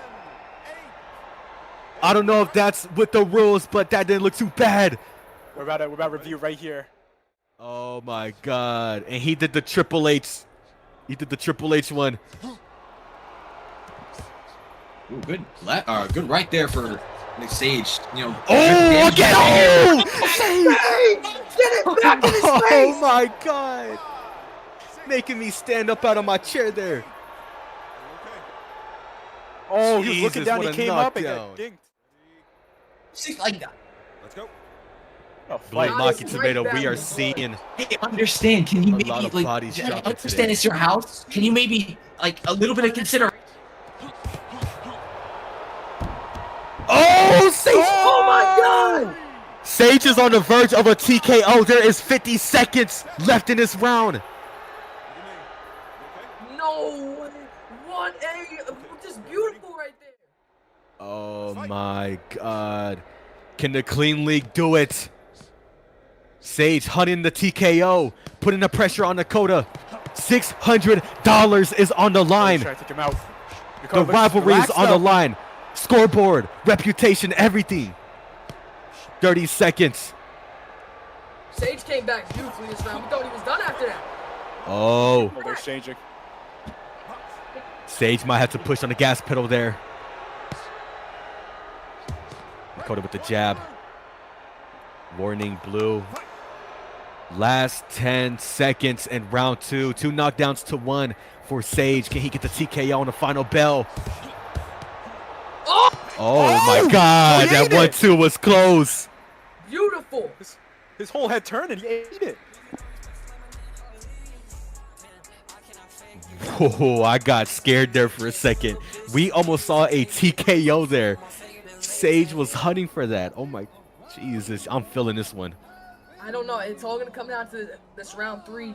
I think Dakota can make the adjustment to get in there, but it's interesting because Sage is finding way more success when he's hiding his entries, like Maki said. Maki, tell us about it. It's not $600 on the line. Man, everyone in the chat was going crazy too. I'm looking everywhere, eyes everywhere. People are going crazy. But who do y'all have? Do y'all still root for Sage, or are y'all rooting for Dakota to bring it home for bloodshed? Let us know in chat before we head into the third and final round. And Sage knows, like, right here, this is the round that can, you know, make everybody realize that, hey, I'm still in this game. I can hang with these young guys. Yeah.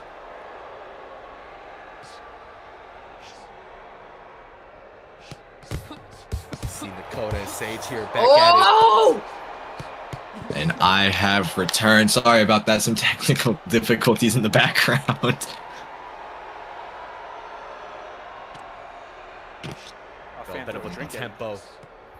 Calm tempo here from both men. Heavy jabs from Dakota. This one too, that from Sage though.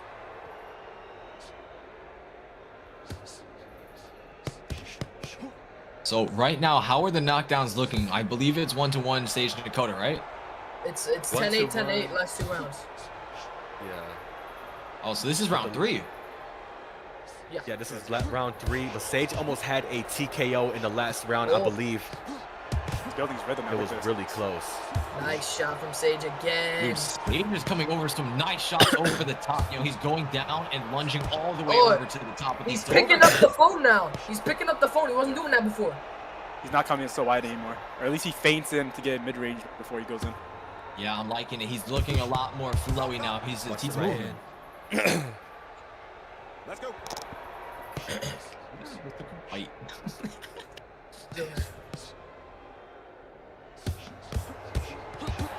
Some chomping going down. Oh! And you know, Sage biting down, chomping on his mouth guard after getting hit with a big shot there from Dakota. I'm surprised no one went down there. I don't even think they landed. Oh yeah, watch that right. Oh, Sage just rocked! Oh, and it drops him! No! Sage is down in the round. Oh my! 10-8 for Dakota. I think it was that bloodshed could be making a comeback. Wow, knocking Sage down with the right hand, and he taunts him again. This is more than just a fight for both of these men. Oh, Sage is pressing him. Sage can't do that Sage though. is Can't on get it. too wide on these hooks. If he's gonna press him, press him right. That right hand's there for Dakota. He's dropping. If he's gonna press him right. Oh, Sage is condensing his shots here.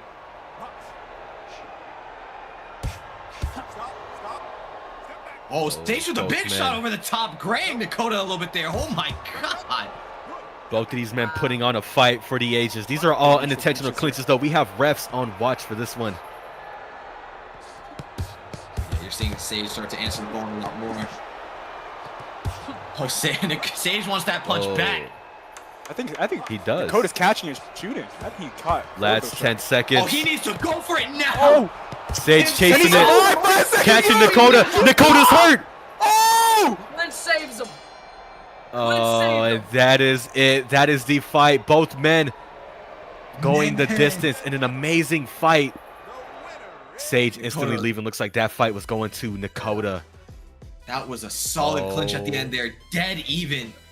I need to return to my seat. Oh my God. My feet move by their own. Dakota surprised 1-1. This is crazy. Dakota taking it home. 2-1 against Sage is now their little personal record. I don't know what's gonna happen though, because Sage does have a fight coming up soon in UBA. We might see them running that back. But let's go ahead and just discuss what just happened there. Blue, what are you thinking of that fight? Man, that clinch was strategic. If any other moment to use it, that was the perfect time. You know, he was hurt at the end, saved by the bell. And I want you to know, say that was a clean one too. It was a clean clinch. It was a clean clinch. Yeah, it was a legitimate one. It wasn't phasing. It wasn't turtling. That was a legitimate clinch. And that's something I didn't think I'd ever see from Dakota of all people. You know. But we'll go ahead and take it though to the battle room where the coaches will be making their picks. Let's go ahead and see who has the first pick for this one. And we have Kaze Kage. Who will he put up? Keep in mind, both of these leagues are now 1-1 in the score. They just need 3. They need 3 on that score, and they take it home to go to the semifinales. I think that Kazakai can't play Danny G right now. Yeah, it would be a very, very good pick for him right now. He's brung out both of his great guys. It's interesting. Golf definitely wants to put out NA's finest to try and spark Danny G out. Adonis was talking highly of Danny G at the press conference, saying he was getting some good work in with him. He's solid combos. He hides his shots very well. It's going to be very interesting.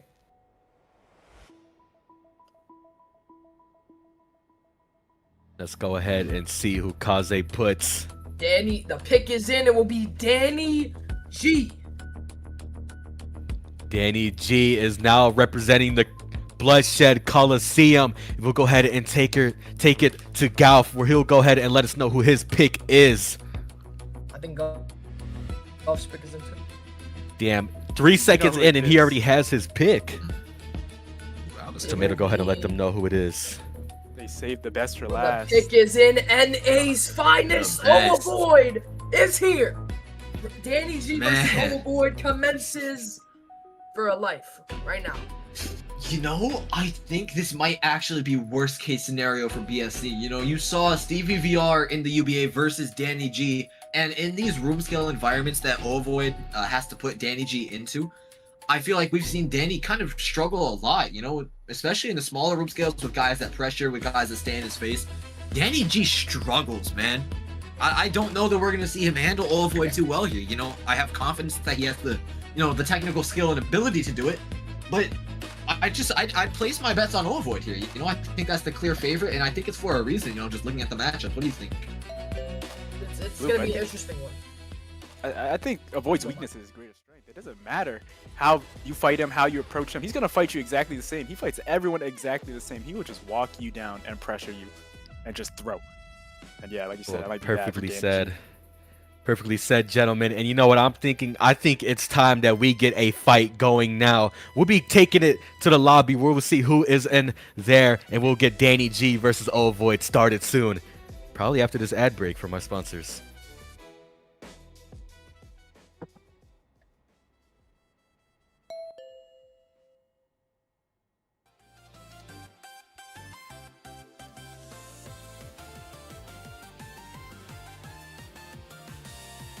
AFK Athletics, comfort that doesn't clock out.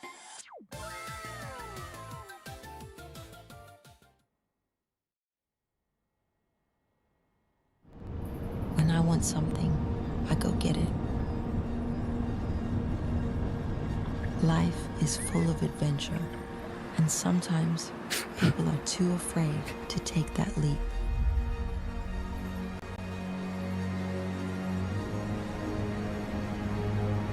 I've explored this beautiful planet and experienced the best things this world has to offer. But it's no longer my time to shine, and now it's yours. Tell me, what makes you feel alive?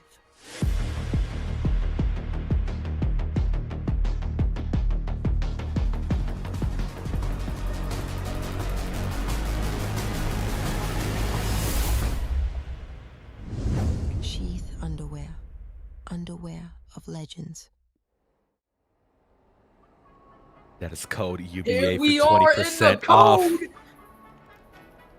NA's finest, Overvoid in the blue, and Danny G, the live underdog in the red.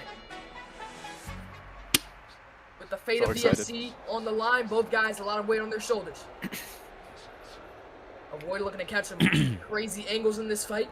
He's damn good at moving his head, coming in, and you know, just Oh, yeah. Avoid has him hurt. Wow. Avoid starting off strong Already. with a big shot. You know, that's what he's known for. You don't stand straight in front of Overvoid. I learned that in a hard way. He will catch you, and you can't do much about it. You try and put the hand up, his glove is around your hand. You try and move your head, his hand is there. Oh, look at that roll! Sorry to interrupt. And I wonder what's going through the head Yeah, man. of Fishmonger and Golf. Slick. We have Ozempic to avoid back though. Woof. You don't want to let Void get a flow state. The last 70 plus, close eyes. The last time we did see Ozempic avoid was against Dead Orchard, where it was a quick night at the office for Orchard. Yeah, that was a little tragic there. I think that fight set him onto the track. But, you know, Overvoid coming back, you know. Oh, Danny's getting caught though. Oh, he's trying to get away. Avoid. And it's smart that Avoid. Yeah, it's smart that Avoid is just keeping his pace though. We know if this was Avoid, the old one, he would have been running in there hooks, winging that. He's not trying to gas out. He's being smart. Oh, right hand though. Avoids chin though. He takes it. Danny needs to pick those hands up before. He was rocked though. You can't say he took that. That hurt. Blitzes in quicker than you think. Those shots. Yeah, that body language is good though. From point A to point B, and point B is your chin. You can see Avoid pushing it though. This is the fight that people have an eye on. You know, we've seen the big names. Nobody's seen much of Danny G, let alone many people did not expect much of Avoid. But this is their chances for an opportunity for both men to show up and show out. Nice digs to the body. Big warning for the red corner there. We can get a confirmation on which fighter that is. Avoid you. I believe it was Avoid. No, Danny. Oh, Avoid her with the left. Oh! Good clinch. Solid clinch there for Avoid. You know, I was about to say, Avoid used to be known exclusively as a headhunter. He's doing well digging to the body. This is something that he added to his game, and body shots are sometimes overlooked, but they're good. Oh my God, He's starting to do it Avoid! again, though. One thing we're not seeing though is, yeah, sorry to interrupt you, but one thing we're not seeing much from Avoid is the body work. This is one thing I wanted to point out quickly. Oh, caught him! Ernest finest catches a body at the end of the first. You don't get hit by that guy like that. You will go straight to that. Yeah, man, you really can't just leave your hands down against Avoid. That was beautiful. He walked right into that one too. He stopped for a second thinking Avoid was going to stop punching. And that's the danger with these guys, especially when you're fighting someone that loves to throw nonstop. They're going to throw when you least expect it. Yeah, and you know what, what the hell am I talking about, Adonis? Avoid kind of neglecting, you know, the right side of Danny G's body there. I feel like he's kind of following back into his habits there. He's doing well listening to the training of TCL, but we're starting to see hints of the old Avoid kind of just lunging at him, you know? That did start working for him at the end. You know, he started laying off a little bit. When he got on Danny G, that knockdown sequence, he was able to find the shot that put him down. So I think a little bit of the old Avoid has to say there. He might honestly just be switching it up, you know, and if that's the case, you know, switching it up between, you know, all-out offense and, you know, a technical play style to be able to play through the two, that might be a big advantage for Avoid in all his fights, let alone against Danny G, you know? Sure. Just a reminder that this is a packed out venue here in the Castle Coliseum. All the fans are here watching Avoid versus Danny G. We head into the second round with 3 minutes on the clock for this one. Wonder what the coaches said in their corners. Round 2. Touch of the gloves. You know, if you got a TCL corner, they know how to get guys to adjust well. We even saw it in the Sage. Oh, right hand. Oh! Ooh. Sage started to adjust there until Nakota found that shot. We saw it in the Rico fight. Rico started adjusting in that round 2. He found the shot. You can see Avoid looking for that left hand and following up with the right hook. That's a shot that's been money for him all night. And Avoid playing shockingly like kind of a longer guard here, you know? He's playing completely forward. His side steps and his lateral movement are solid, but his guard remains completely towards the front. Great head movement from Avoid though. Oh, big cross. I think looking at Avoid, this is possibly the most fitting guard we've seen him work with, you know? He is an absolute bull rusher. He's implemented the technique of the TCL, but you can see he's playing his own style into it. And that left hand. Oh, nice shot. Oh, the Avoid's rocked. But Danny G letting up the pressure there, possibly to his detriment. Avoid's doing well to get himself out of pinches right now. Oh my God, the right straight followed up with the left hook. Danny G just can't lay off him right there. He has to actually go. He can't. But that's the thing, he's hesitant. It's scary to press Avoid in the sun. I'm sorry, HP, but you know, it's very scary to press Avoid like that. Because you know the counter's going to be waiting for you. And that's perfectly said. That was exactly what I wanted to get out there too, is that when you're pressing Avoid, you risk catching 2 shots before you can even land 1. I want to say, I don't think it's a bad idea he stepped off. Avoid's dealing with punishment. He's super great. Just a few more shots, he'll go down. That is true. You could take the break and land the jab. You can see Avoid landing a 3-piece there. I would agree if he wasn't confirmed down 10-8 by the first round. He's already down 2 points. If he tries to take it to a decision without the knockdowns like this, the best he can get is a draw, and I don't even think you can guarantee that against somebody who hits as hard as Orvoid does in a game strictly on damage, you know? Orvoid. I do think that, Orvoid's rock. you know, going down right now would be a privilege for Orvoid, because I think, you know, the punishment is messing with his mental. He's like, I don't want to go in, I might go down. I think him just going down and he takes the 30 seconds to go rush him, he can get a knockdown back. I don't entirely in the chat. Nice shot. You know, I do think a reset period for Avoid might be smart. And you know, when Avoid is known for being a CCE fighter, I don't think another knockdown added to his career is going to hurt him a lot, you know? I mean, that's Mr. CTE himself. He's known for being on the canvas. Oh, both men look for the left hook off that combination break. Oh, but Avoid landing it a little bit sharper, I believe. Avoid is getting quick to get that hand back up. He's doing very well with that. If I'm Avoid, I would keep the body busy as well, too, whether it be body straights or jabs. Good clinch there, though. Oh. Clear clinch there from Danny G there. Close in damage. That was a better round for Danny G. We'll give him that. That was. He had a lot of moments he would catch Avoid bad, and it's mainly that left hook. I mean, the thing is, you're seeing Danny G throw that right cross followed up with the left hook at the end of each combination, and it is kind of catching Avoid. He's kind of getting the timing there. But what could Avoid do to avoid that? You know, I think Avoid is up in this fight by a lot. Really, it's the same problem that Sage has. Sometimes his entries get predictable a little bit, and we saw with Danny, he started reading it and countering off it. When Avoid uses that head movement, that you know, peekaboo type style to get inside, that's when Danny can't read it anymore. Yeah, and you know, we point this out in the chat, but when you're accounting for the scoring, you got to understand that we're seeing, you know, Danny G with a little bit of a hurt face on him. You know, he's not doing well with the poker face. You know, the punishment is starting to build up. And Avoid just keeping the pressure on him with that insane power. I think we can make an argument for a clear-cut round 2 for Avoid, even as it looked, you know? Yeah. I think Danny G really needs to put out there, like, even if he counts it, you know, as a round for him, he still needs to put out his best here to even think of getting a win here. Because at best, I think without these knockdowns, he's just looking at a draw. Nice shot from Avoid right there. Oh. Another deliberate clinch there for Danny G. The ruling will be made live. I don't know. We have refs watching. Any fouls? Yeah, you can still see Danny search for that right. Head movement. Just that clean, slick movement from Avoid. Oh, you heard him again. Looking like Canelo in there. God, send him 2-3 years. TCL forget. Exactly. And again, like I've been saying, I'm so used to seeing Avoid run his head into somebody's glove over and over until he wins, like he's Yuri Prohaska. To see him come out of TCL, rep the league that has brought him to a new level, I mean, I'm proud, man. This is solid work from both fighters here. You know, Avoid was actually frowned upon as a pick for TCL. He's coming here and showing, like, hey, I belong here with these top guys. And he's shown that indeed, and you are right about him being looked down upon. I mean, each press conference, no matter what, Avoid will get laughed at for anything he said. Nobody believed in him. And he is here. He's laughing now. Yeah, you're not. Oh! Goodness. Oh. See Avoid shelling up there. That was a questionable clinch there. Wonder what the rest will say on that one. Oh, Danny G with that clean counter there. Avoid is just really good with the clinches here with her.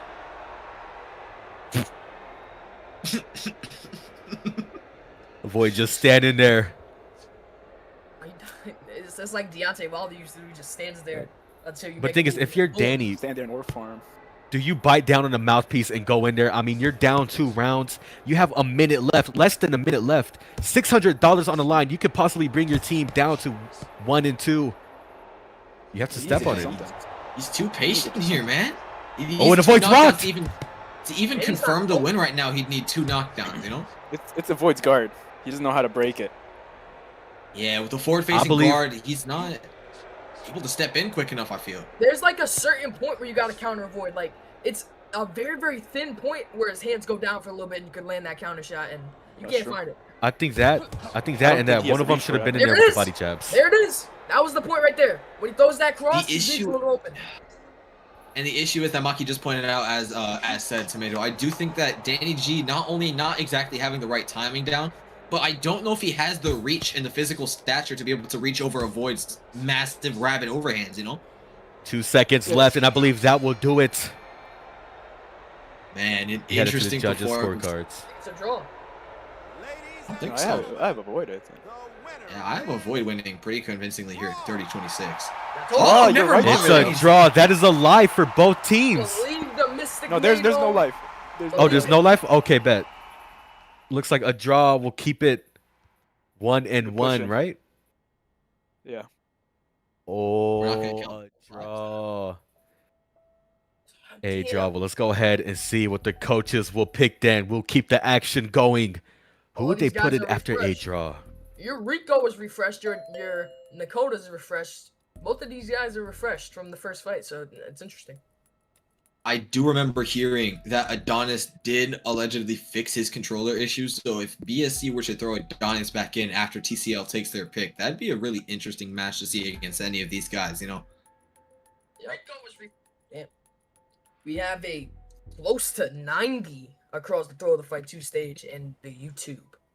Galf is thinking, man. Hey, do we count for the 11 here? Oh, the pick is in for Galf. And Galf deciding to go back with Rico as his third pick. Wow, Rico back in the action, representing the clean league. But what is Kaze Kage gonna counter with? Will he bring in Adonis Banks? Will he bring in Nakota? We'll This find is out also any second interesting now. for the winning team because they take their intermission, but they got to go right back and fight in the finals. And if I'm fighting, I'd put my headset right on the charger. I don't want to die, especially with $600 on the line. You know, I'm Damn thinking it, I do have to use the bathroom real quick, so please hold it down for the me. whole other side of the bracket got finished in 2 fights. They're just resting. They're just chilling. Yeah, they're just relaxing right there. Yeah, SGC is refreshed. Oh yeah, SGC is ready, man. Whoever wins Or- this, they're gonna be tired. Or it's probably taking a bubble bath right now. Like, nah, I don't got That's no care why- in the world. He's probably in the booth rapping right now. No worries. Yeah, Aura came in really, really confident, you know, all the press conferences, and then putting on a performance like that, absolutely dominant showing. You know, I think he has the right, you know, I think he has the right to be all relaxed. You can see the confidence oozing from that man, you know, a man of many talents. But, you know, let's not get distracted here. Kazekage on the clock, you know, let's see what pick he goes with. They are gonna go. The pick is in. They are going with Adonis Bless Banks again. The We're seeing a rematch. The run back. Wait, Blueberry? Ooh. Rematch? The rematch? I don't think that was the move right there. I think Nakota would have been a better look to put in against Rico. As we saw, even with the controller issues, Adonis was still having trouble getting to Rico. Hey, but while I'm hearing Adonis is the one calling for this. You will see. He wanted it. Ooh, okay. Adonis calling for the rematch. Now that he has his controllers fixed, you also have to consider while you want to throw Nakota back in, not only is he a new room scale player, so we kind of have to doubt the cardio abilities. He's likely still tired after going a full 3 rounds with somebody as active as Sage, you know? Not even Pace just is to quite doubt. high. Yeah, it was a high pace on a guy that's new to room scale. You gotta understand the you know, the gas tank might not be as high. You know, I'm not sure. Yeah, sorry. This is interesting. What do you guys think? Who takes it home in this rematch? They were calling for a run back after the first fight. Oh man, this. I think I'm gonna have to say Rico again. Yeah, Rico again. But I wouldn't be surprised if Adonis gets it. He was layering some good shots as well. He was, but the thing about that is, we just saw so many counter shots from Rico, even before the controller started having major issues like that. I think cardio too. Rico trains in real life. He does this. HP is taking a nap right now, sleeping on the just job. woke up. Oh, he's back. Yep. Why you got your head down, Bubs?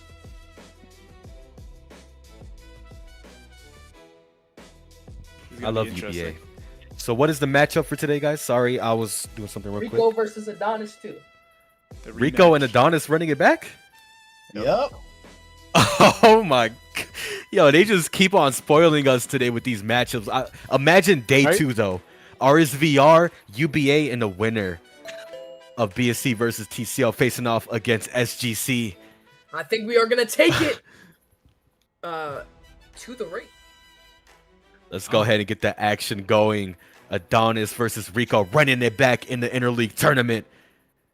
Did they bring it home? Or will the same happen again? Will the story repeat itself?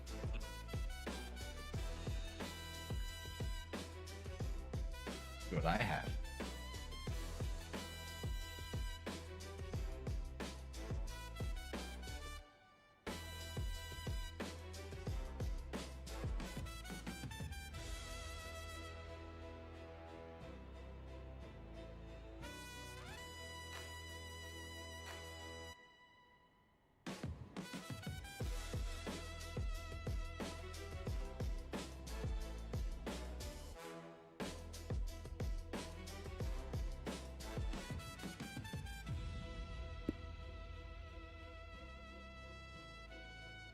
Last round that we were gonna stand and bang, so I'm just hoping that he keeps his promise. Who did you a big man? What you?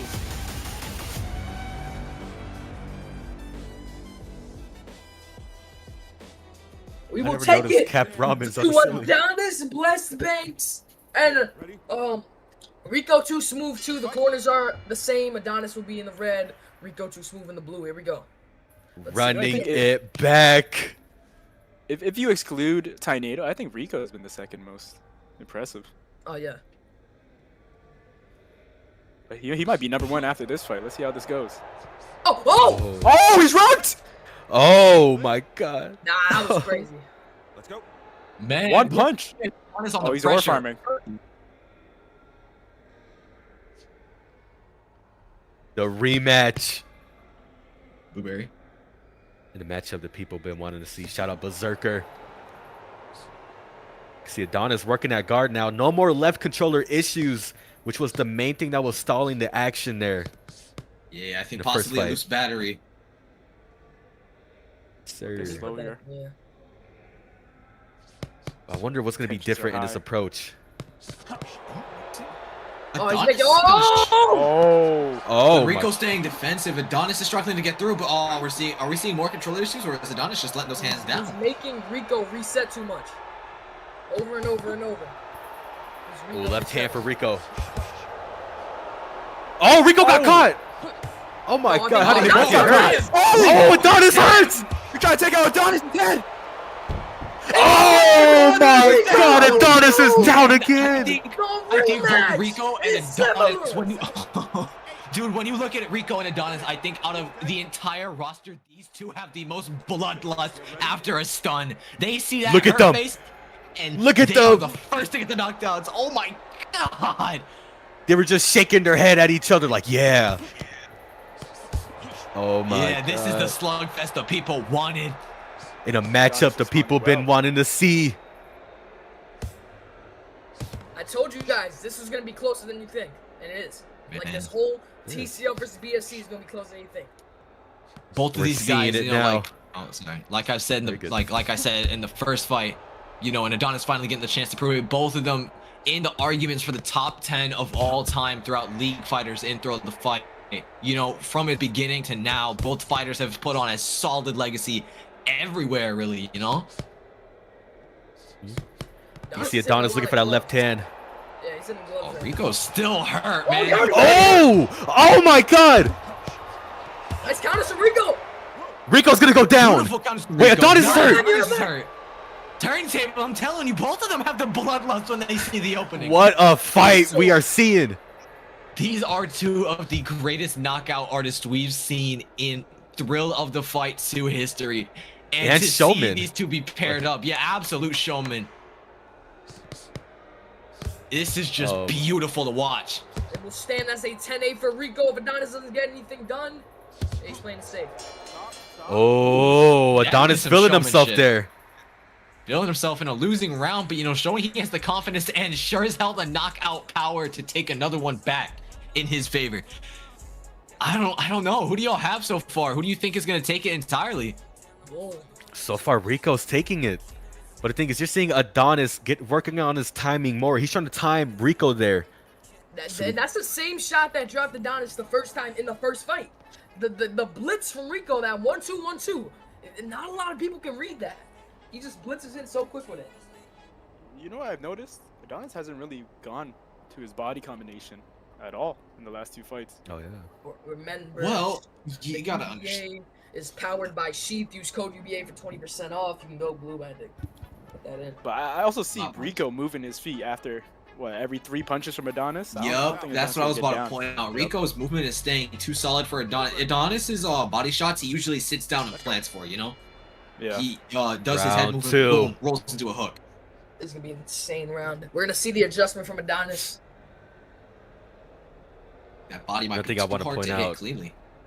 these fights may seem amazing and big, but mind you, these are all steps towards the big leagues on day 2 of the Winter Cup, as these leagues will have a chance to face SGC in the semifinale to have a spot and a chance to fight UBA or RSVR. Tune in tomorrow, 6 p.m. Eastern, day 2 of Winter Cup. Tomorrow's gonna be hyped. You see both men taking their time, working technical. Every fight has been a clean showcase. I think both of them definitely starting to respect each other's power a little bit more. Both of them definitely looking for the counter shot now. Now that they've both established each other's timing, they're starting to weave in between each other's combos. So now both of them have to be very cautious of when they start throwing, you know? Good body shot there from Adonis Banks. Looking up that body uppercut. So he's taking a second. They resume the action, straight to it. Yeah, definitely a more, definitely a lot more of a calm round compared to that round 1. I think both fighters definitely needed to regain their gas tank a little bit, maybe. You can see Rico being wary now of those body shots from Adonis, watching his guard and turning those angles. Rico now starting to play to the front foot more, not letting Adonis get his break, not letting him get his timing on the outside, too. You know, Adonis definitely getting the timing on the inside. The question is, how much did he get from that round 1? That is true. Not throwing much back. Ooh, I just want to point out that Adonis Loki has good footwork too going into this room scale matchup. A lot of people saw the fact that there were 2 joystick natives representing Bloodshed in a room scale tournament, and both of those men are doing good. My one concern is that I didn't really see either of them, you know, taking positioning in the ring, you know? We're seeing I just noticed that as well. We see solid movement, but, you know, without the joystick, I think both of them just don't really get the chance to actually control the center, you know? There's no... Rico's never where Adonis wants him to be. And while you could honestly say the same for Rico... Oh, and Adonis almost walks into an uppercut! Hey, Did you see that? There. Yeah, definitely a warning there. That was pretty low for Adonis. It definitely looked like a slip, though. I don't think that was intentional. Rico, it looked like his Yeah, knee it did look buckled. like a slip. Rico was prepared for that though. When Adonis ducked down, there was a right uppercut that slipped right past the guard. Yeah, You see the referee's calling for a warning on Adonis. Yeah, I'd say a warning is fair, but again, like me and Mikey have both stated, I think that was definitely a slip on Adonis's part. I think his feet just like went out. Good double jab there from Adonis earlier. He did slip That in the was same intense. spot earlier. Ooh, Adonis with Yeah, that there might be a left little bit hook. of a puddle. That was a clear double leg towards the end there, though. For That is Adonis. the second round. Adonis body language is speaking. Looks like Adonis is confident that he took that round. Or is Rico composed? I don't know. I kind of agree. I think Adonis had that just towards the end, kind of selling it. Adonis threw more. You see the people Threw, in like, chat showing love to their leagues. Everyone let us know, who are y'all rooting for? TCL, the Clean League, or BSC, Bloodshed Coliseum? Let us know in YouTube, Discord chat, or Twitter Fight 2 chat. We can see you. What do y'all think is so far of this fight, though? This is a beautiful showcase. Interesting run back. Fucking song. I don't know what this is, but I'm liking it. The thing is, I want to point out is there is big audiences everywhere. You know, you look at the Throw to Fight 2 Discord, you look at the YouTube, nobody's missing out on the action here. Just wait till day 2, everybody. I've been dropping announcements where I can. You know, Ringside has been notified of this. I think all the leagues by now are aware and tuned in to see their favorites, you know, duke it out with the rest. But tomorrow is where we enter Murderer's Row.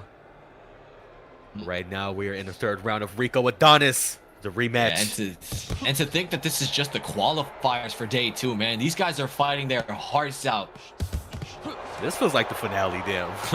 Yeah, this already feels like a finale. This feels like the main event. Oh! And this isn't even the beginning. Or this is just the beginning, my apologies. Yeah, it's just the start. We're going to be over that hill once this fight in rounds, the best of 5 is over. And you can see Adonis getting pieced up there. Putting under pressure on Rico, though. Oh! Getting caught. Oh! Yo, Adonis is catching him a lot. Adonis catching him a lot. I think there's some mutual respect between these fighters. Oh, this is great. They both were hurt, though. For the same opportunities, bro. Both of them want the same punch, and both of them get the same punch, you know? Survival instincts kicking in for both men right there. Oh, both of them sidestepped to the same end. That was hilarious. And they ducked down at the same time. Little repeats of each other. These guys are similar, Ooh. man. The way that they fight. There's obviously a different approach in the style of punching and in the guard. But you can see when they get down, when they brawl, these guys both have that same killer instinct. They both see the same openings, and they both hunt it. And you love to see it when two men, two elite leveled fighters, they are equals. They put on a show. You've seen it many times in MMA and UFC and boxing. You've seen it so many times. And here we are seeing it virtually. It shows the potential of all this. And you know, Adonis there's only there's only so many fighters that I've seen. You know, Adonis definitely very rocked here. Oh, little spin move. Good shot there for Adonis. Oh my God! Slipping right hand counter. The final nail in the So smooth. What a snipe! Circling off. Big snipe. Man! Left hand, he sniped. Oh my! I can't even speak. I can't even speak. Oh my God! Rico showing up and showing out for TCL. He's taunting Adonis in there. He's taunting Adonis. He gets caught with the right. Oh, he's swinging, they're swinging. They're both heated. Oh, he said come. Oh my God! Both men are heated, showing their heat. Sorry, they're tired. Yeah, I think, you know, Rico and Adonis, you know, some of the only few fighters I can confidently say have that knockdown instinct. You know, you got the killer cams, you know, the Rico, the Adonises, and I think that's bro. Good head movement. Good head movement from both of them. And what an amazing fight. We're seeing the IRL reflexes translate for Rico here. Is that absolute beautiful exchange towards the end? Guys, we're being spoiled here. Listen to the crowd. We're being spoiled here. Cheer. Castle Coliseum packed out. Oh my God, what a beautiful fight we just had there, Rico and Adonis. But looks like we're back in the coach's war room as we keep the action going. Who will Kaze Kage pick for this matchup? As you can see, TCL is up 2-1. Rico with the brilliant win there. Let's try not to skip over that one. That was an absolutely amazing round end there. We'll for get that Rico into if a he takes the fight. second. But for now, I want everyone to take a closer look. When you look at the fighters on the bottom, I want everyone to take a look at Avoid there. TCL does have 3 victories, I believe. Yeah, Rico. 2 times, Avoid 1 time. Wait, no, that was a draw. Yeah. What's up? I really want to see Avoid versus Nakota here. Like Avoid Nakota would be a crazy matchup. I think that would be actually. I don't know. I feel like Avoid. Nah, I feel like Nakota with the reach advantage would be able to do what Danny G had. You know, didn't have the ability to finish out. And the pick is in for Team BSC. It will be Nakota. Ooh. Nakota, the UBA light heavyweight champion, the champion amongst in many other leagues, a big name. He is now chosen to represent Bloodshed Coliseum. Can he break that streak? Well, we'll find out whoever Golf chooses for the Clean League as we head into his war room right here. Do you think we get 2 rematches here? I don't know. I think this has been really even so far. This is what I was expecting. You know, both teams being absolutely stacked to the brim. You know, two big names, 2 well-known, you know, absolute bombshells. And then you drop the sleeper picks and Avoid and Danny G. You know, both of them seeming pretty evenly matched. You know, Avoid and him both drawing. Man. If I'm Galf, I wouldn't go for another rematch. Oh, Nick is in. We get it.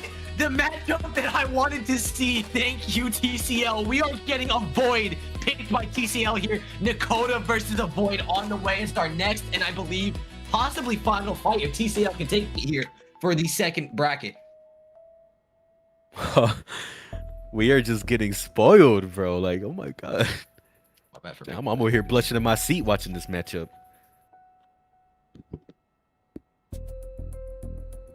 But wow, TCL and Bloodshed. Maki and Tomato Blue. We got 2-1 on the scorecards. If a Void brings this down, he is knocking Bloodshed out of the park, and we will be seeing SGC versus TCL. But BSC has a big opportunity to get that comeback going, and on paper, this might be that opportunity. But we are getting into our segment real quick, though. The sponsor of this event, the one that has made this all possible, we are gonna have. I'm gonna steal this from you, Maki, if you don't mind.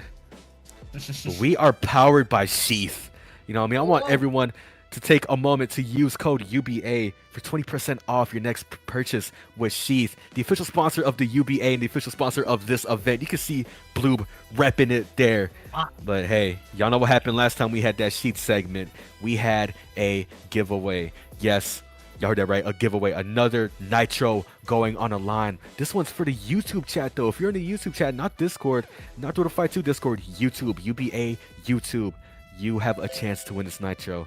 Now, we're going to go ahead and go through the numbers 1 through 500. And if you can guess that number that Tomato is thinking in his head, 1 through 500, you will get this Nitro.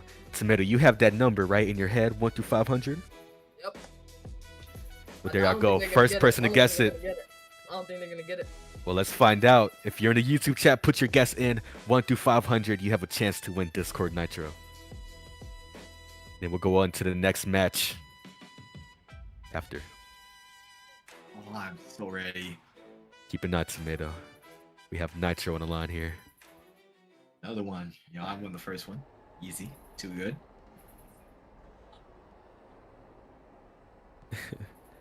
But here we are.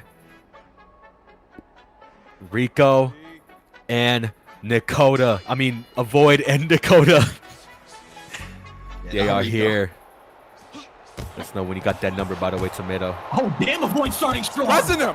Oh my god, Avoid's piecing up Nakota. Oh god, the spawn didn't mean nothing. Styles make fights. And we are seeing it here now. Already? Within the first 2 Oh my god, NA's finest. I don't get it yet. That beautiful 1-2 being thrown like an overhand. That was like a slingshot directly to Nakota's head. Everyone keeping a close eye. There's 90 people watching this fight. We're gonna get a warning on that. Ooh. You guys were close in that 480, 490 range. That's all I'm getting.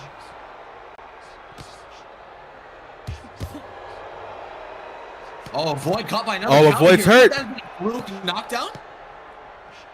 Nakota hunting the knockdown.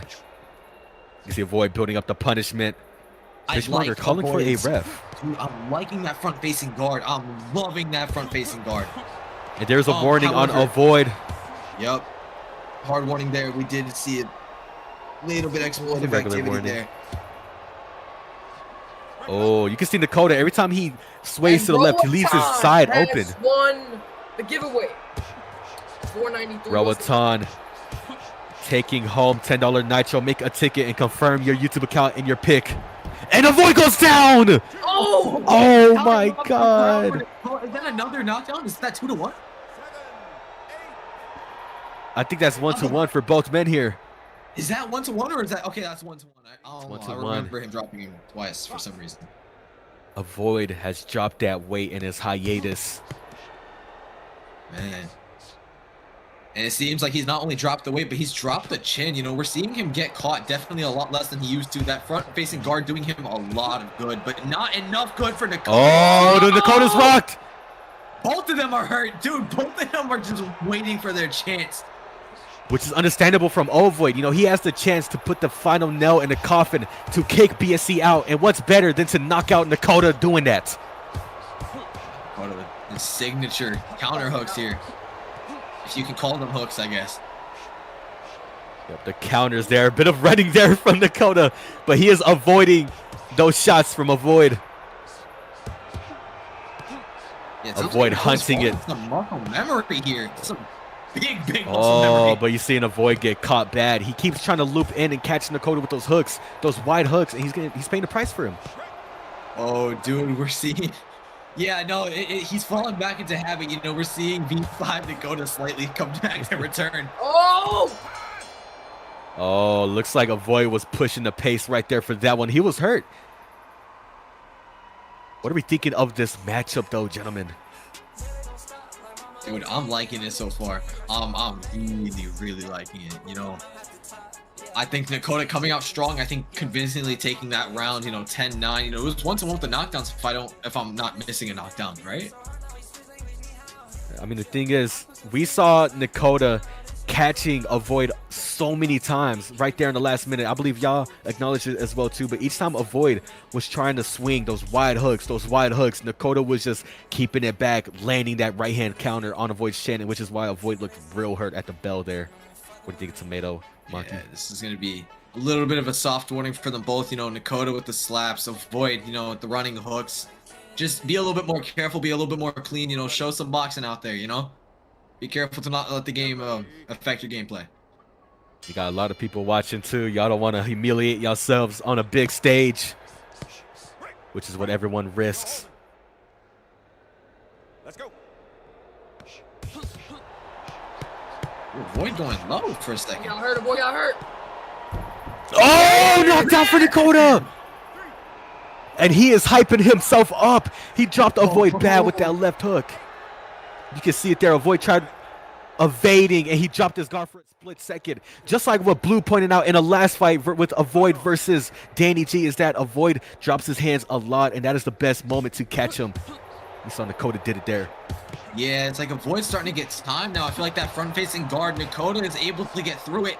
And like what Danny G was unable to do with his physical stature, we're seeing Nakota able to counter Avoid without getting hit. These are Avoid's gonna go down again. damaging shots here for Nakota. Avoid getting hit with the left hook. I think Avoid's corner needs to give him a little bit more advice here. If I'm Avoid, I'm working that body as well too. Stop the head hunting. Good duck down there from Avoid.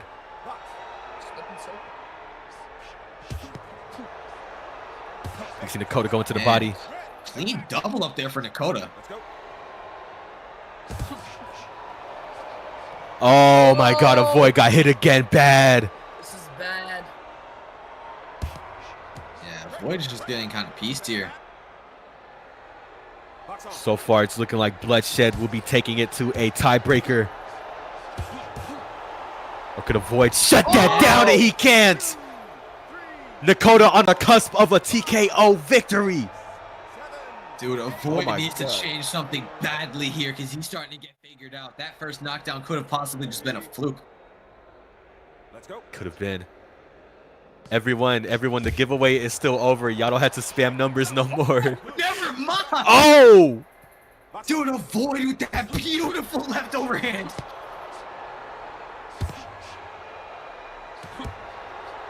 Oh, Avoid is starting to play to the counter shots now. He's not letting Nakota take the pace. Getting caught regardless, but still some clean shots there for Avoid. Just a reminder, Rotan, you can make a ticket in UBA. Show proof that was your YouTube. You get that nitro. Go to get some more hits there. A little bit odd. Coming up on 30 seconds in round 3.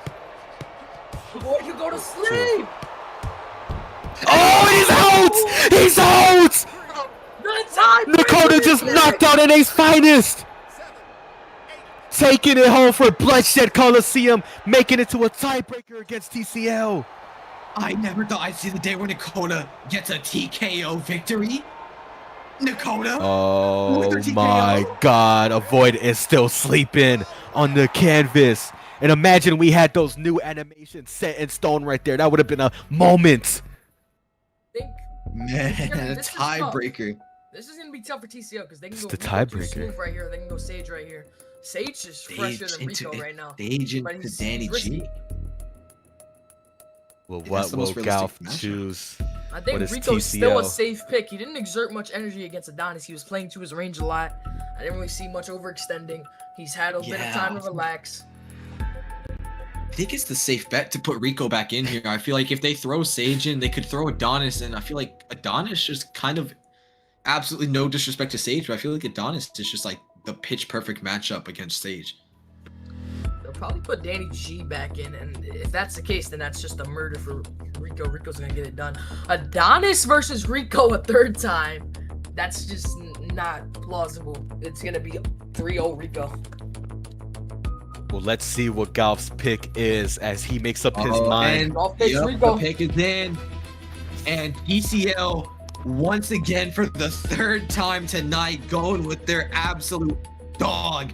Rico coming in again for the TCL. Let's go ahead and see what BSC has to answer, you know? So now Kazi's on the clock. Now this is gonna be interesting for him because he's got two guys. I mean, obviously you don't want to put Adonis in because Rico's already shown like, hey, this guy can't hang with me. Nakota just fought. You can't put him in because, you know, but it was an easy night for him. He didn't have to exert much energy, so you can try that Rico versus Nakota matchup. Danny G, he can surprise a lot of people. I wouldn't say easy night. If you look at how Nakota's playing, he was desperate for that TKO, overextending, swinging, lunging across his room scale. You know, I feel like he exerted more energy than you expected.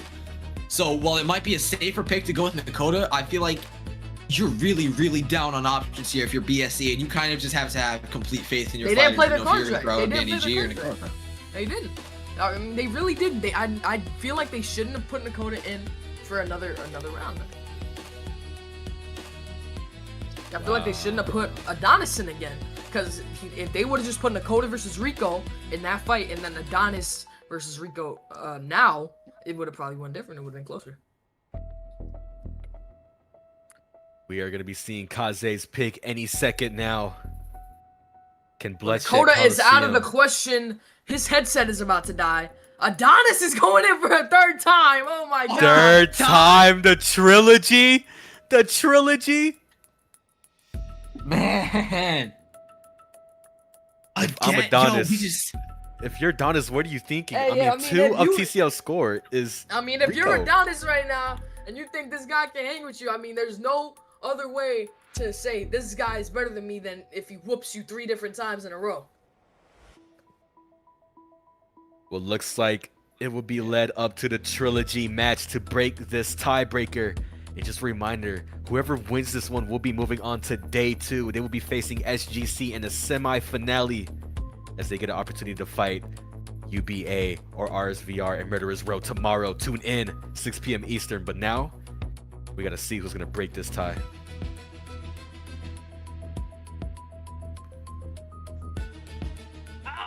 Oh, my knee.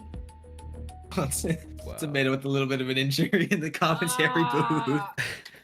I think he tried getting up from his seat and he slapped his knee right there, and I kind of see that point. That is a very hard point. You don't want to. Oh, that's bad. That must have sucked. But we gotta talk about the obvious though. A trilogy with Adonis and Rico. I mean, that is crazy to be seeing. The fact that TCL is up 2. I mean, they're up 2, and that 2 of those wins are Rico and Adonis.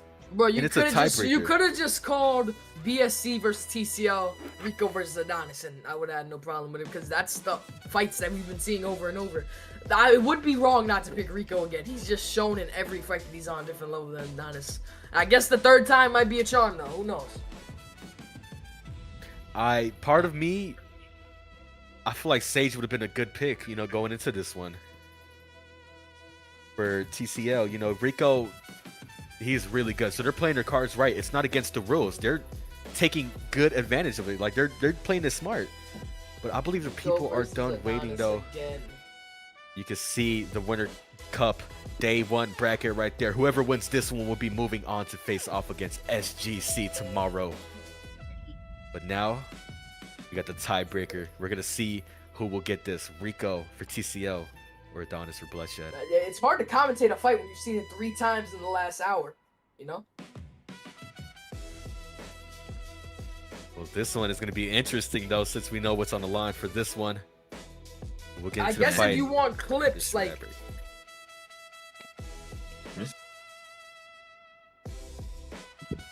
Show the post. I got you. And y'all, let's take I a believe look. Tomato has something to show y'all. Y'all go ahead and follow our lovely fruit to the back. We have some posters here showcasing our $600 tournament. We also have some old posters. You got the Jester right here. You got Devin versus Paik, I believe. I'm not sure about that. And then you got the little Void Shrine right here. He looks so different. Rest in peace. Okay.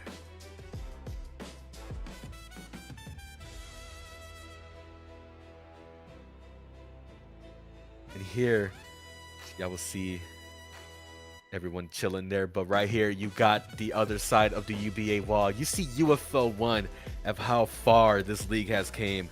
Tomato, you got anything to add? This wall right here. Right here, Cap Ramen, beyond the headset, Guts versus Isaac. That's where you got the iconic moment of, you know, Guts saying, Isaac saying Guts' mom was, you know. Let's not address that one. He's a But dog. just look at how far everything has came, though. From what was once a bunch of joint events with UFL and GFL, they've merged, collided, two worlds, turning it into the UBA, which is what you see. But let's go ahead and take it back to the desk, where we'll be seeing Rico and Adonis for this tiebreaker.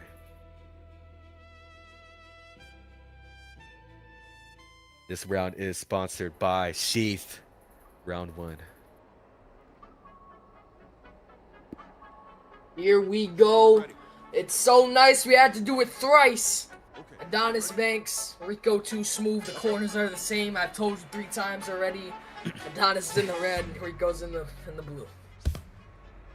If you think about it, both of these men will be going possibly 9 rounds in one day. And if Adonis loses this, I mean, that would be a hurtful loss, knowing that you couldn't touch this man 3 times in that ring with money on the line.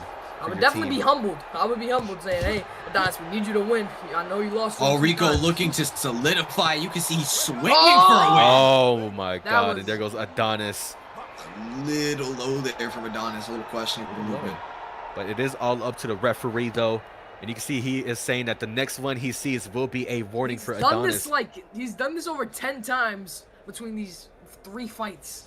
Yeah, I feel like at some point you have to consider this has truthfully nah. Okay. Again, that is a warning for Adonis. Yup, hard warning there for Adonis. We've seen him over and over doing this, you know? I think Adonis is their only, reliable. I mean, Nakota versus Rico would have been way more interesting. Yeah, I feel like BSC kind of ran out of options there, you know? Danny G not being able to step up to the level of competition that we needed him to, you know?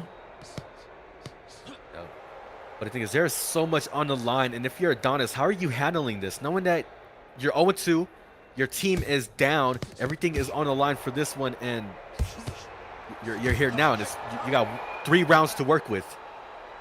Mutual clinch there, leaving Rico. Oof.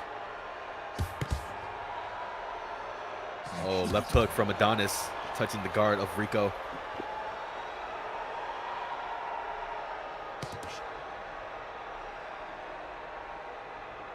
Adonis, you know, you lose to the same guy 2 times in one night, you know. You're gonna try and come back down. You have something to prove at this point, you know? Yeah. And, you know, I don't know if that's something that he needs coming into this fight, you know? I think trying to have a grudge match, I think he could have just left it to... Oh, my God, that right hand caught Adonis bad, and it's the left hook! For the 7th time! History repeating itself once again. Adonis going down around the minute mark of round 1. You see UBA and RSVR, SGC, everyone watching closely, as these two could be their possible opponents tomorrow.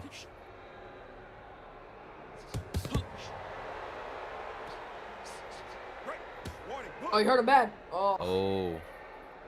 Yeah, man, Rico's starting to put in even more work. And I think we're starting to see the difference in gas tanks. Just watching out for the back turning there.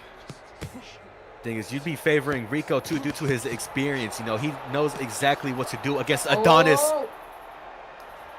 Damn, a penalty. Did Rico get a penalty there? All I heard was blue.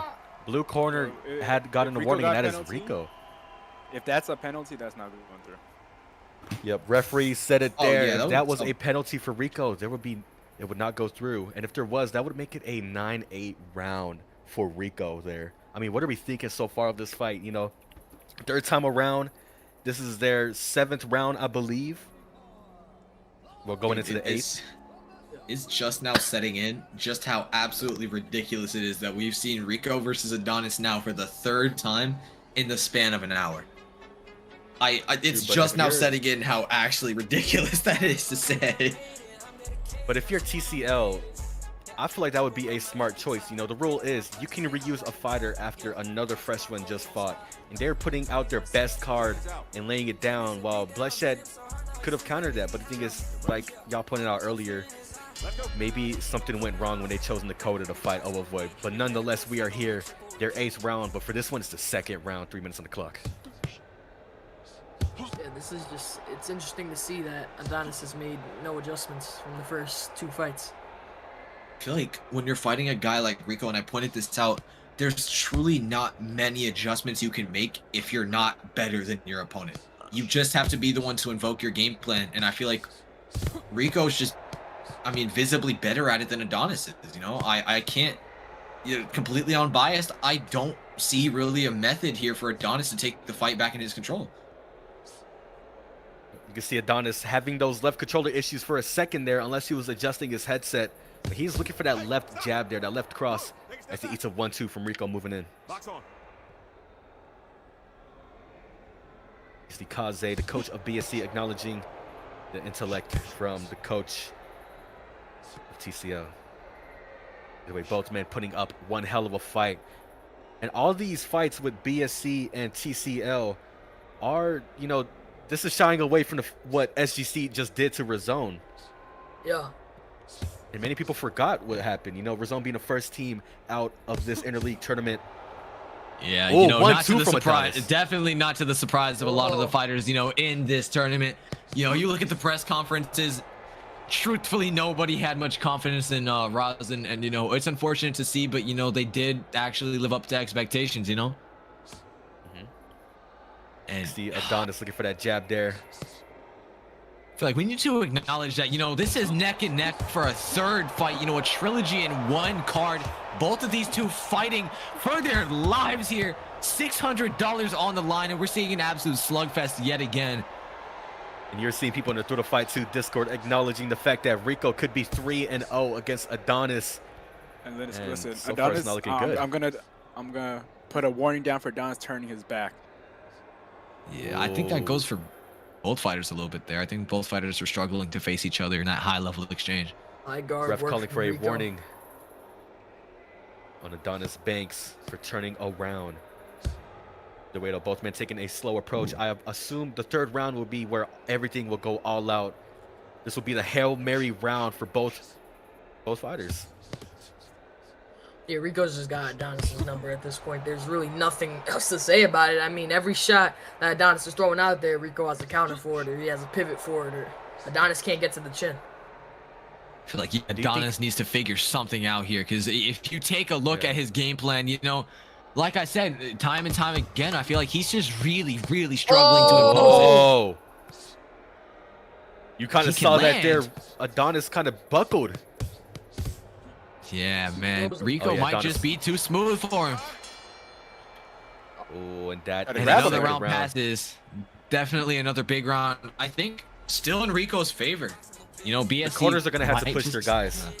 They're going to have to motivate them. They're going to have to push them to go for these knockdowns. I mean, this is the 3rd and final round. Both leagues are 2-2 in this tournament. In day 1, they got to push for this. I feel like Adonis or Rico have to. They're going to need this. It's the Hail Mary round. And you got to understand, absolutely nothing is final in this game. So if you don't have those knockdowns, you can't leave it up to chance. Because as far as you're concerned, Ping fucked you over, you know? You have to be ready to come forward. You have to be ready to swing. And I think both fighters preparing their last bits of gas tank, or maybe maybe they have more than enough, you know? Maybe Rico still has more in the tank. But both fighters preparing to absolutely go all out here in this third round, hopefully to show an absolute banger to end the semifinals now for the first night. Yep, semifinals for the first night. This is a final round. A standing ovation from the audience, and now they settle back down. Whoever wins this qualifies for $600. Yeah, that's no small amount of money. Yeah. They're gonna have to push this like their life is on the line. This is a team effort at the end of the day. Don't think about yourself. Think about the people you are fighting for in there. Yeah, you know, Rico definitely taking a little bit of a more outboxing approach. You know, I think he's confident on his abilities to have taken these rounds. I think I kind of agree. You know, if that's his way of thinking, I completely agree. Go on, Monkey. Sorry, yeah, I was gonna say he's been pretty bouncy on his feet, even though this is a third match. You can see him hop a few times, and he's still moving. Yeah, he's smooth with it. What is everyone thinking in the chat as well too? Do y'all think BSC will take this home? Or TCL? Another sharp shot there for Rico. Oh my God, split through the guard. He gets his hands back so quick, so I mean, he's just got that extra mile right now. He does have a lot more to push, you know. I feel like Adonis struggling to push a pace. You can see his shots have slowed down, and while they still have that speed, they don't have that agility. You know, they don't have that placement, that timing, that accuracy. They're just kind of flicked out there. Oh, Blue Beach just throwing him out. Yeah, like I said, just flick him out. Continue. Yeah, one thing I want to point out is that we did votes for this matchup, BSC versus TCL, and BSC was the favorite. They had 25 votes to TCL's 15, and now we're seeing a blowout here from TCL. Exchanges. Man, Adonis was landing clean, but we're seeing Adonis getting pieced up. That's the hard warning. Big warning there for Adonis. They turned the bag. Shut up, blast double on him. Y'all heard it here from the referee. Rico punching the back of Adonis's bald head. We're not having that. Strict referee rules as well too. Yo, I think Adonis is looking down, you know, using the top of his shiny bald head to reflect the light into Rico's eyes. You know, this could be considered exploiting. Oh, Rico got hurt. Oh, is it Rico gonna go down Rico's here? the crowd is on their feet. But Rico's chasing it back forward. Oh, Rico's risking it. He don't care. And you can see Coach Goff wondering why is there no penalty yet. Yeah, you know, Coach Goff is definitely upset in the corner. We're starting to see the bottom of Rico's gas tank here. Rico's defense showing to be on point. I think we might need to see a clinch. Nah, he's just gonna play his defense game right now. Saw a clinch there from Rico. Yeah, Don is definitely putting the last of the fireworks out there, you know, showing what we expected to see from him in the final round. That was an intentional clinch. Yeah, a point penalty for Adonis Banks. Last 10 seconds here. He literally just This will be the rushed tiebreaker. Can there be a last second knockdown? That's crazy. What was that? What the hell, bro? Looks like Lower your hands. Rico is taking it home. Man, a convincing win. Yet again. Oh, you can see Rico telling him to think. And the thing is, he is up 3-0 on Adonis Banks. That would make it a draw. Oh, wait. That would make it a draw. Wait. No. Wait, is there a penalty? Wait, no. There was a penalty for Adonis, and the penalty on Rico was lifted. Right. Wait, let's check the score. Okay. We took away the penalty round one. Oh yeah. No, that's a 1-point win for Rico. Yeah, that was. We removed the penalty in round 1, and then in round 3, Adonis got a penalty. That's the final call. So TCL won. The penalty for Rico did not make any sense. TCL taking it home. Oh, and let's go ahead and take it backstage here. Can you imagine we had to watch another TCL BSC fight with another draw? We had to watch like Danny G 0.2. Can you imagine? That would be interesting. That would be interesting right there. We just get like infinite draws. But yes, let's go ahead and take it back here. I mean, ladies and gentlemen, y'all saw it here first. Where are y'all? There y'all are. Y'all saw it here first. Rico just beat Adonis for the third time on day one Winter Cup tournament. And y'all know what that means. That means Bloodshed has not qualified. They have lost. They are taken out. And that means, well, you already know what's about to happen. TCL will be facing off against SGC tomorrow on day 2 in the semifinales. What a matchup and what a day we have tomorrow, as they both will qualify and enter Murderers Row and face off Team UBA and Team RSVR possibly. Gentlemen, anything y'all would love to add? They about to fight right now. Oh, they're about to... Well, looks like we are possibly going to take a break for all fighters to take a rest. And it looks like they are going to fight today. SGC and TCL. We're getting into that today, the semifinale. Oh, oh my God. Yep. But we will have a 25-minute intermission while we wait on the finale. SGC versus TCL after this short intermission.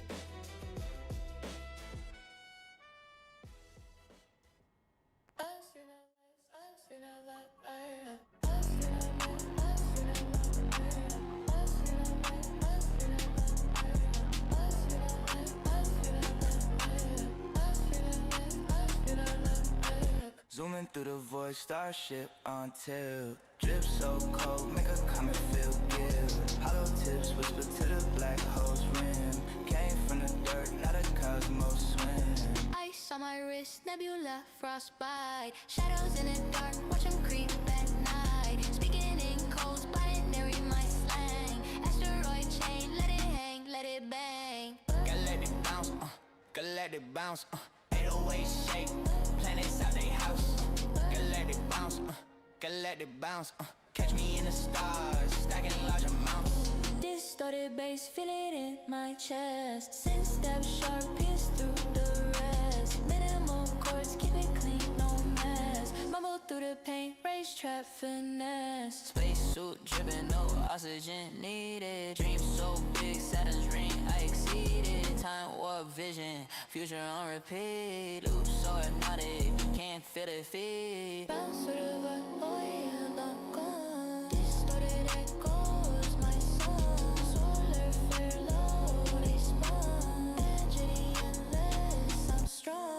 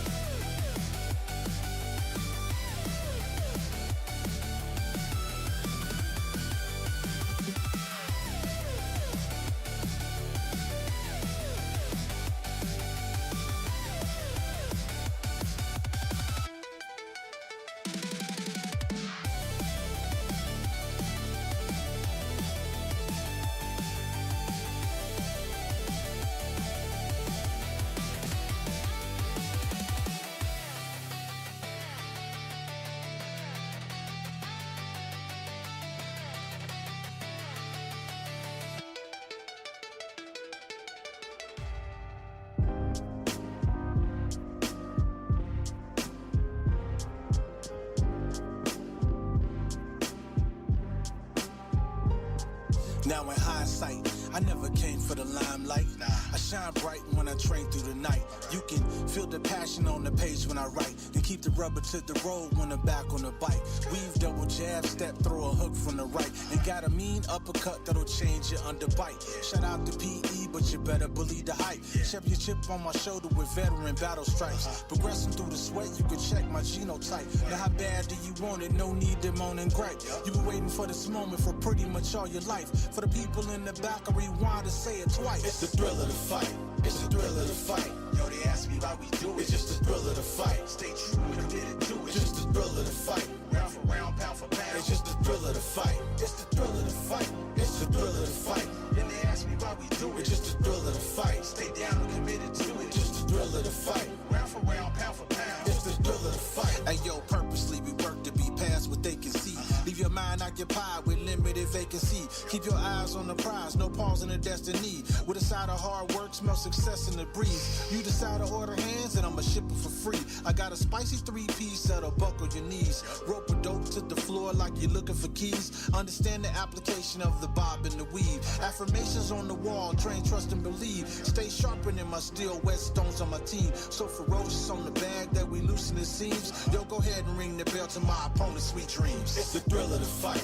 It's the thrill of the fight. Yo, they ask me why we do it. It's just the thrill of the fight. Stay true and committed to it. It's just the thrill of the fight. Round for round, pound for pound. It's just the thrill of the fight. It's the thrill of the fight. It's the thrill of the fight. Then they ask me why we do it. It's just the thrill of the fight. Stay down and committed to it. Just the thrill of the fight. Round for round, pound for pound. It's the thrill of the fight. Hey yo, raise the intensity, spirit of a champion. God of love gladiator, step into the pantheon. Switching up the stance now, I recognize the southpaw. And doing through the dance, bigger bite from the underdog. So give it all that you got and leave it all on the block. Check the tail of the tape when ain't no way we gon' stop. Correcting all the mistakes until we reaching the top. We up before day breaks and never asking for props. Jump a rope in the rain is like connecting the dots. Watching most of the greats and only counting the shots. Put some gas on this flame cause it's about to get hot, hot, hot. And say you with me. It's the thrill of the fight.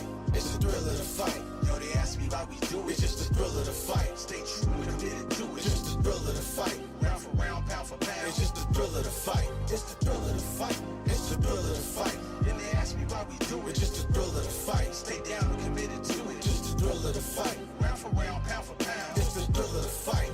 Raise the intensity, spirit of a champion. God of love gladiator, step into the pantheon. Yeah. Hey, 808 thumping, hearts get jumping, waves in the sky, brain malfunction. Zone out the function, drip like a faucet, I'm spilling the ocean. Lit out my vision, my thoughts move in slow motion. Sub-bass growling and speaking in tongues. Come for the future, I'm chewing on crumbs. Whipping my head, time bends in a spiral. Lost in the neon, my mind going viral. Neon abyss, where we drown, where we drift. Ay, ay, falling in loop, no escape, just this, yeah. Hypnotic twist, life a glitch, hit or miss, yeah. Neon abyss, neon abyss. Synthetic dreams in my bloodstream pumping. Gravity fed, my soul keep jumping. Sin step shortcut deep like a fang. Lost in the echoes, my own voice rang. Pill popping stars, I'm on interstellar vibes. Drums hit clean, but my brain feel fried.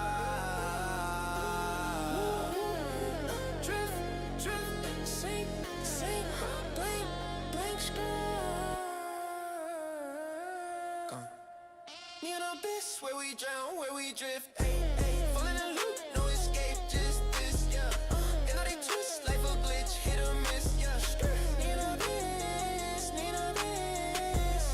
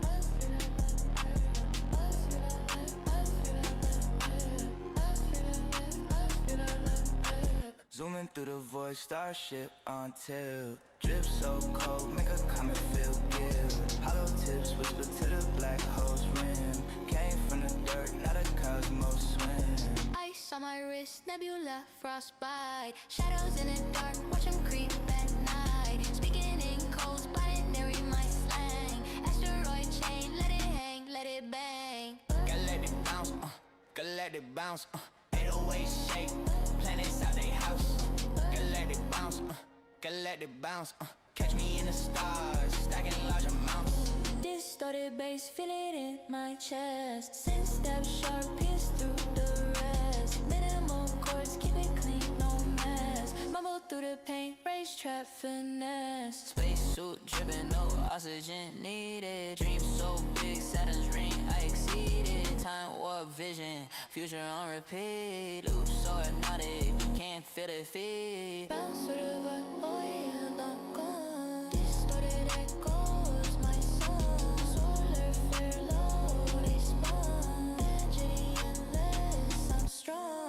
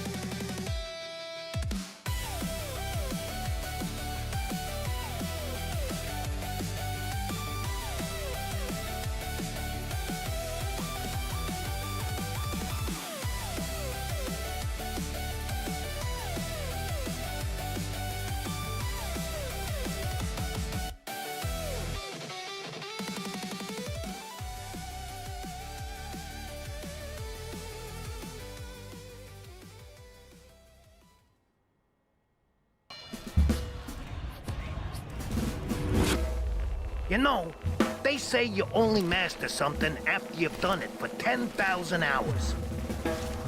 How true is that, kid?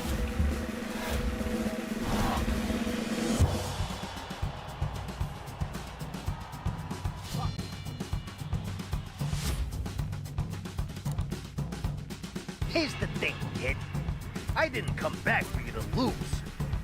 I came back to make sure you've already won before you step through those ropes tonight.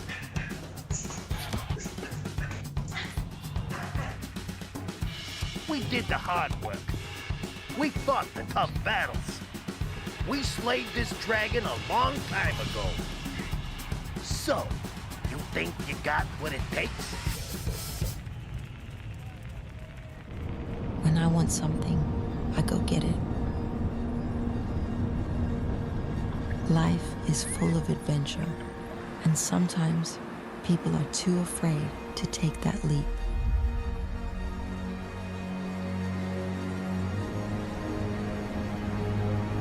I've explored this beautiful planet and experienced the best things this world has to offer.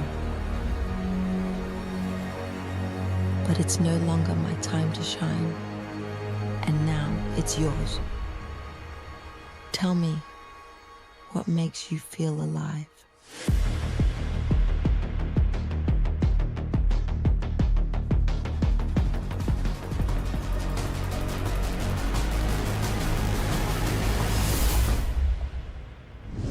Sheath underwear.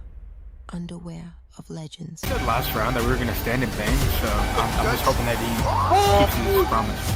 Who did you big man, fuck you.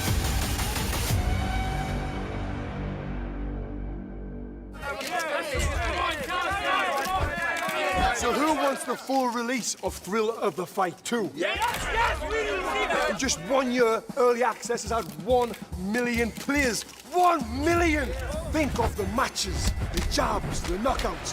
But don't think for 1 second that we're done. You think we're finished? No! This is just the start. The warm-up round for the full release that's coming later this year! See for yourself! These developers are absolute psychos. They'll not sleep until they get this right. We're out there in the labs, sweating bullets, wrestling with alligators. For you!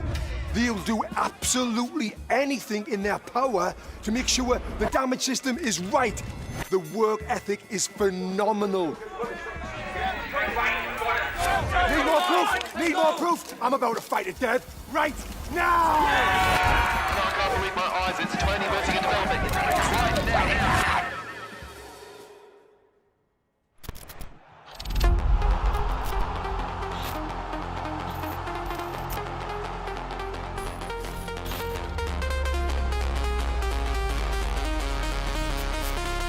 We're gonna stand and bang, so I'm just hoping that he keeps his promise.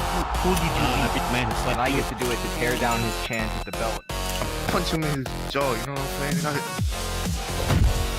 I'm gonna make you my son. I know how that works. I'm gonna show you that old man Papa strength. Oh! The Chosen One will be getting a contract as well. He is really entertaining. He put on a show right there, and that's what we love to see here at the UBA.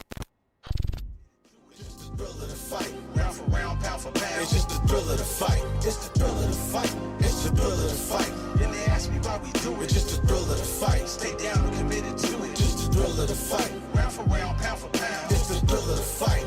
Raise the intensity, spirit of a champion. God of glove gladiator, step into the pantheon. Yeah. Hey. 808 thumping, hearts get jumping. Waves in the sky, brain malfunction. Zone out the function. Drip like a faucet, I'm spilling the ocean. Blood out my vision, my thoughts move in slow motion. Sub-bass growling and speaking in tongues. Come for the future, I'm chewing on crumbs. Whipping my head, time bends in a spiral. Lost in the neon, my mind going viral. Neon abyss, where we drown, where we drift. Ay. Falling in loop, no escape, just this, yeah. Hypnotic twist, life a glitch, hit or miss, yeah. Neon abyss. Synthetic dreams in my blood bloodstream pumping. Gravity fed, my soul keep jumping. Since step sharp, cut deep like a fang. Lost in the echoes, my own voice rang. Pill popping stars, I'm on interstellar vibes. Drum sick clean, but my brain feel fried. Drift, drift, sink, sink, blank, blank sky. Neon abyss, where we drown, where we drift. Ay, ay, falling in loop, no escape, just this, yeah. And all they twist, life a glitch, hit or miss, yeah. Neon abyss, neon abyss.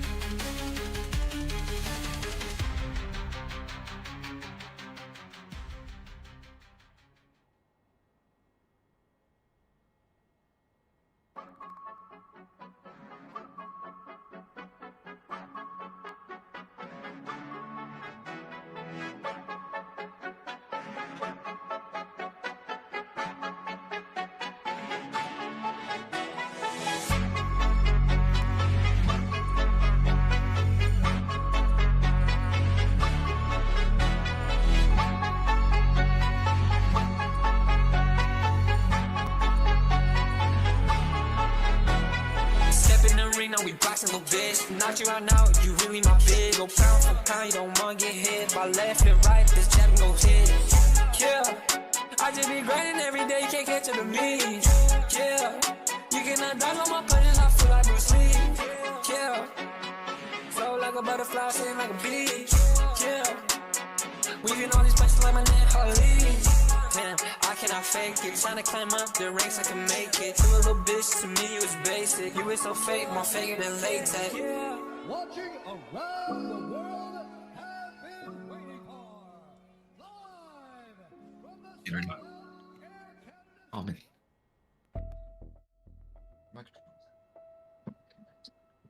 Welcome back, everybody. We are back here. I hope everyone had a good break. You know, those 25 minutes. I hope everyone was talking about what was going on as well too. There was so much good fights. I mean, Tomato, Maki, Kaze, what are y'all thinking so far of this event? You know, we're about to head into the semifinals shortly. I'm curious on what y'all thinking. Oh, it's been a great event. Obviously, a bit unorthodox to see Rico go in there 3 times, but get it done all 3 times. SGCS had a long break. They've had a 2-hour long break. That is insane. They got their guys out of there in 2 fights and let everybody else. They could have watched the movie and just came back. Yeah. They had so much time. Let's see how that plays apart, because Rico fought 3 times. He got to be gassed coming into this one. Also, a 25-minute break, though, that kind of lanes in. I don't think they're going to put Rico in first. Yeah, I wouldn't either. That lactic acid buildup in the legs does not play at all. This is an insane roster, though. These were the 2 most strong teams on paper. I told you guys, the BSC versus TCL, you know, bracket was going to be very, very close, and it was. Man, a part of me is still pretty salty that I am not currently picking one of my fighters to fight right now. But you know what? Rules are rules. Adonis was clinching. I still don't know about the whole Rico penalty takeaway thing, but you know what? It is what it is. You know, TCL put up a bunch of great fights, you know, can't argue with that. Amazing fighters, and you know, they were just a better team at the end of the day.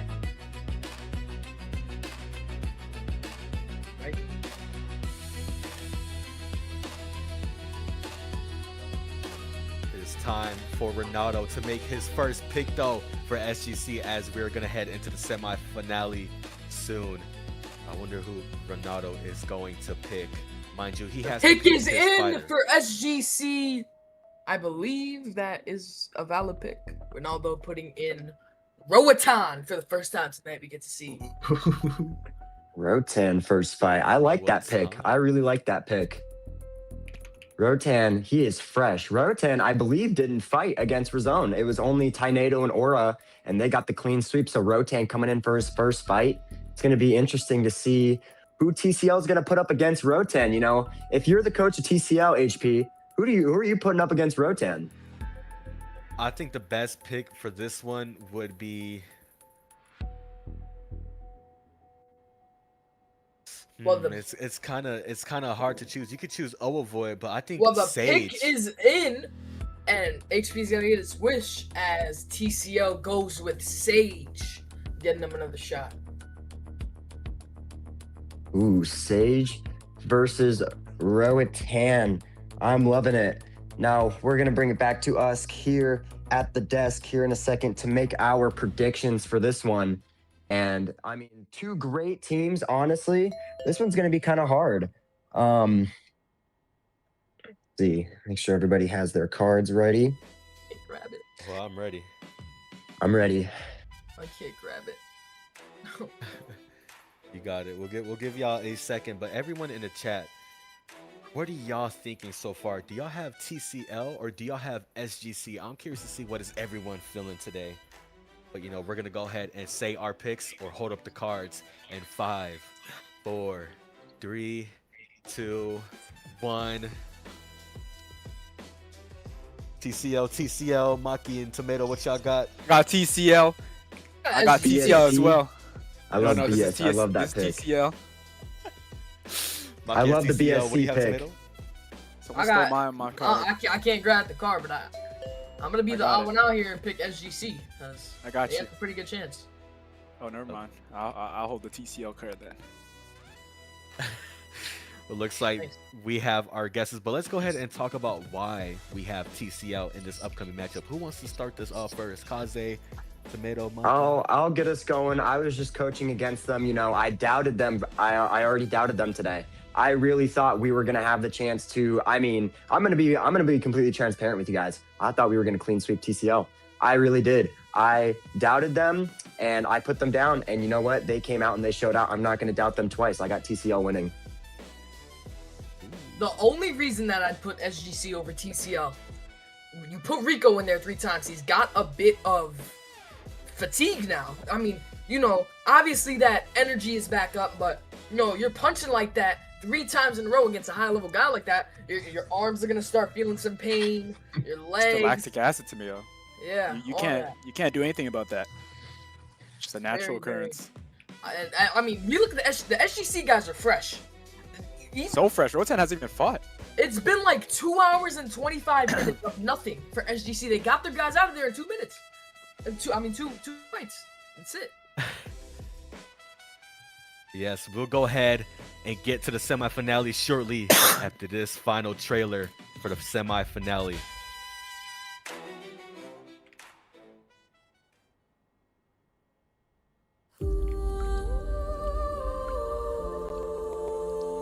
A giant drifts above the world.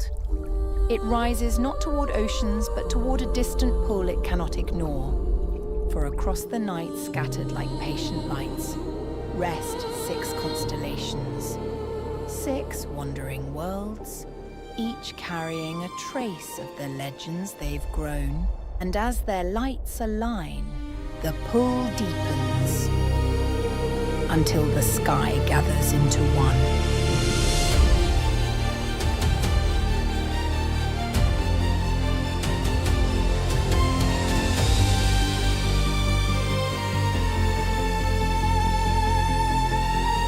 TCL is gonna come out on top. You know, I think we're gonna go all the way. I'm gonna batter them. I'm gonna break them down. I'm gonna be throwing uppercuts, vicious ones, right? I'm talking about from the south of Louisiana all the way to Princeton, New Jersey. That's how I'm gonna be throwing these shots, right? And then I'm gonna be leaving my chin on a plate, and I'm gonna see who wants to eat at the nearest buffet, right? And right when they come to eat, I'm gonna tell them, you gotta pay for all that. It ain't eating for free. And I'm gonna show you the night of the tournament. Every single game plan that they have, I'm blowing it out the water. And that's it.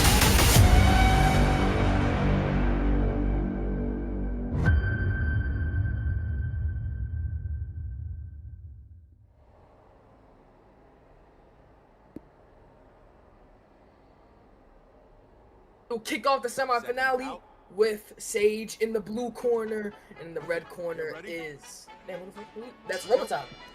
That's Roboton, yeah. Roboton, the freshest fighter in the tournament right now. Not only did his team win immediately, had 2 hours of a break, but Roboton also didn't even have to fight. So he is super fresh right now. Roboton hits hard. Oh! Oh, Sage is down! Oh my goodness. Already? He hits hard. It's that left hand. You cannot get hit clean by that guy. You have to keep that guard at that all Oh times. my god. Left. Oh my goodness, Roboton coming out swinging. Again! My bad. I kind of tweaked out. I opened my YouTube. I was delayed. I opened my YouTube. Man. I thought Sage was gonna get knocked out. I was like, no way. Oh my goodness, these two are brawling right now. Oh, look at this. Roboton stunned Sage. Oh my god, now Sage is hurt. Being sent back. Trying to fight back a little bit, gets the clinch. It looks like he might have hurt Roboton a little bit right there. Ooh, that CTE. One thing I'm noticing though is Roboton has that long guard. Yeah, Roboton is starting to utilize the long guard more. Sage, dude, he's getting in these combos. He can't get them in much because Roboton, he just punches so hard and punishes. But when Sage is able to create the space, get in his range, and set up the combo, he's doing phenomenal with it.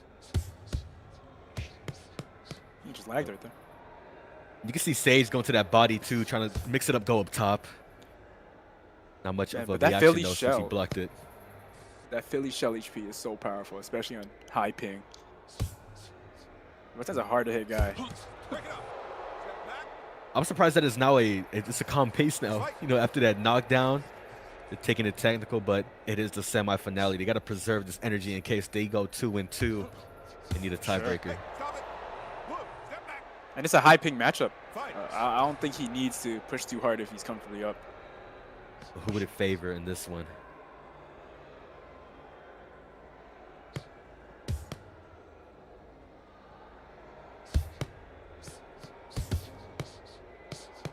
Ooh. Good right hand right there from Roboton.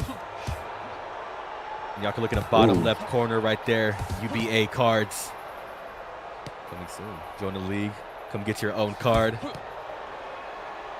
looking nice and right. Very technical start for these two. Not a lot of blind punches being thrown. Definitely a couple. But I feel like we're, watching these guys trying to create their own space, get in their range, and set up the other person to do something nasty to him. Roboton's looking good and fresh, man. Nice shot from Sage, though. Oh, Roboton's hurt, though. Sage moving in with beautiful combos. I think Sage needs to work the body a little bit more of Roboton. Yep. But the thing is, they're hitting a lot of glove. Well, we're seeing a lot of blocking. As it stands for Roboton, Maki has something to explain for us. Come on.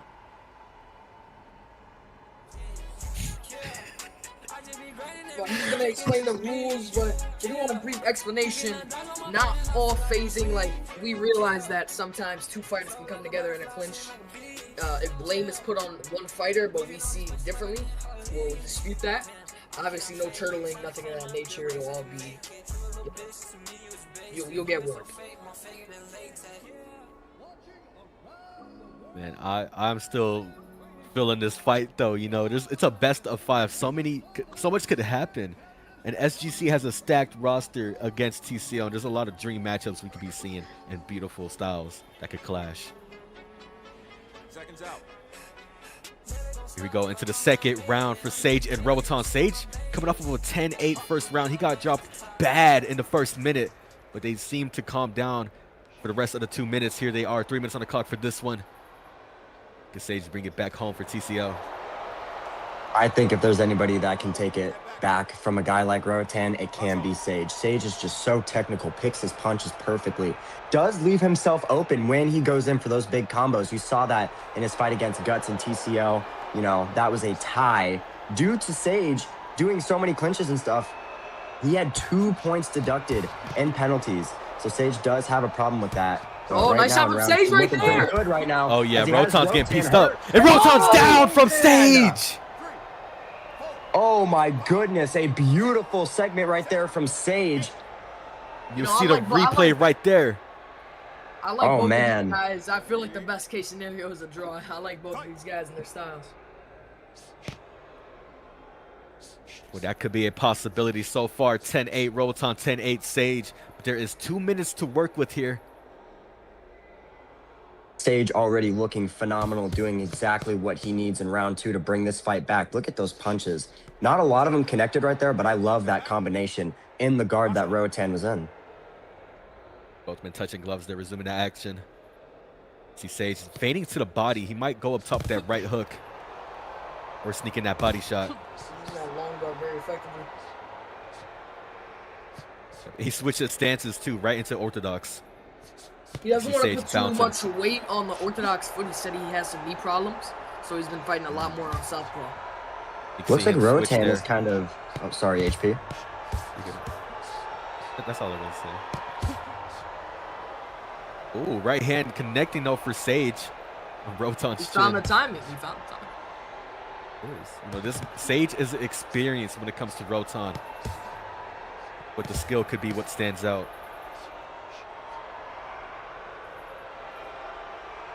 See him trying to feint some head movement there.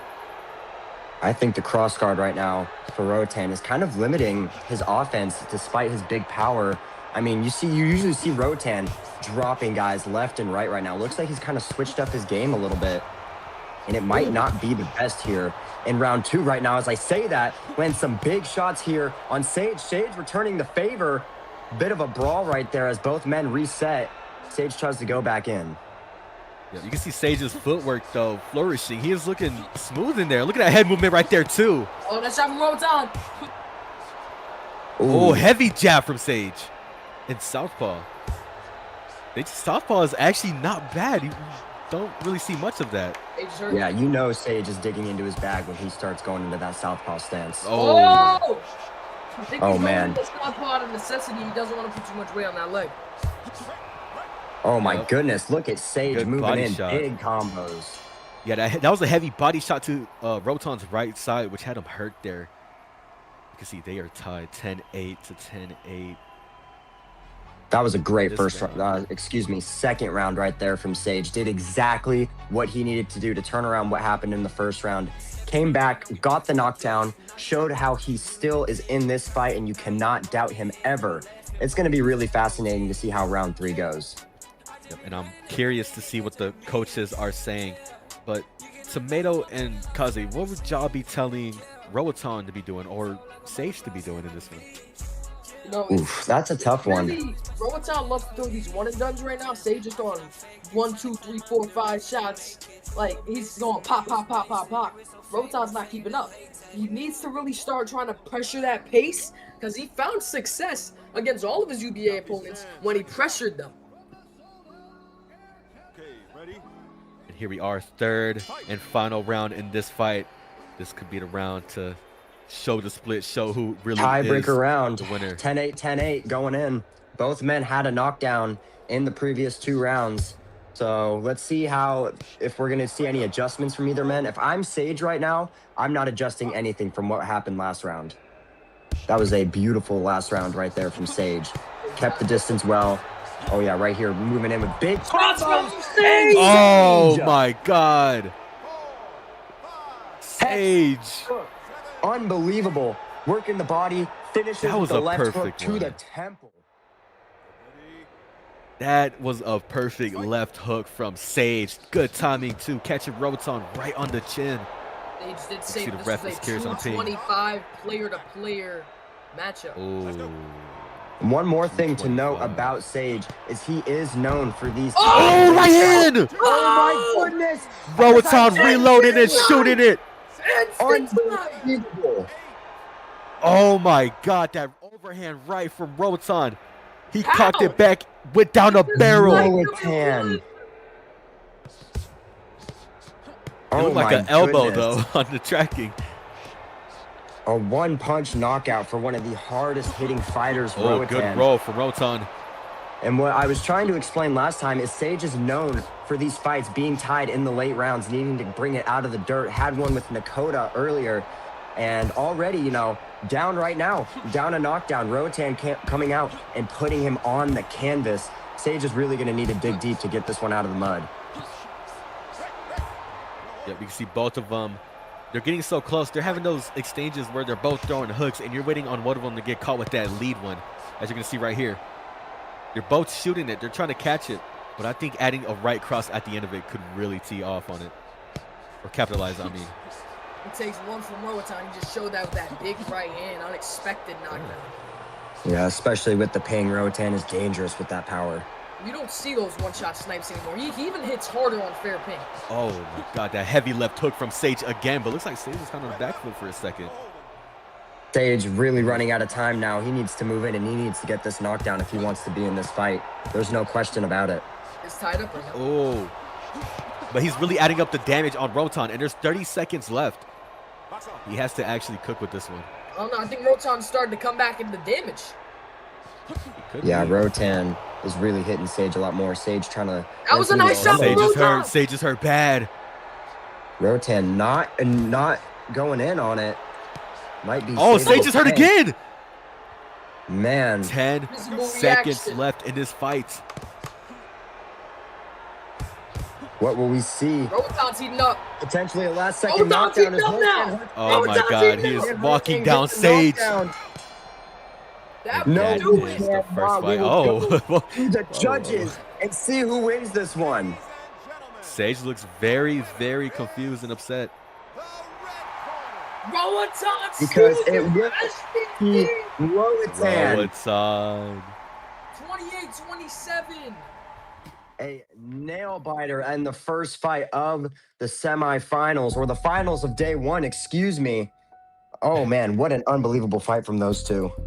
And as y'all can see, we are back in the war room here where Golf will be making his next choice. Who will he put up against SGC, as SGC is now up 1 life? It's very, very interesting. You've gone through Sage. Roatan, fresh fighter, took him out. SGC's 2 more fresh fighters up on you. I think Overvoid is safe to put in against Tynado, but again, Tynado is just such a good lightweight. So, I mean, really, if they put in Aura right now, you can take a gamble with them, and they're putting in a Void.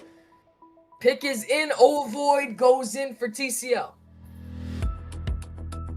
I'm gonna give Rico a rest.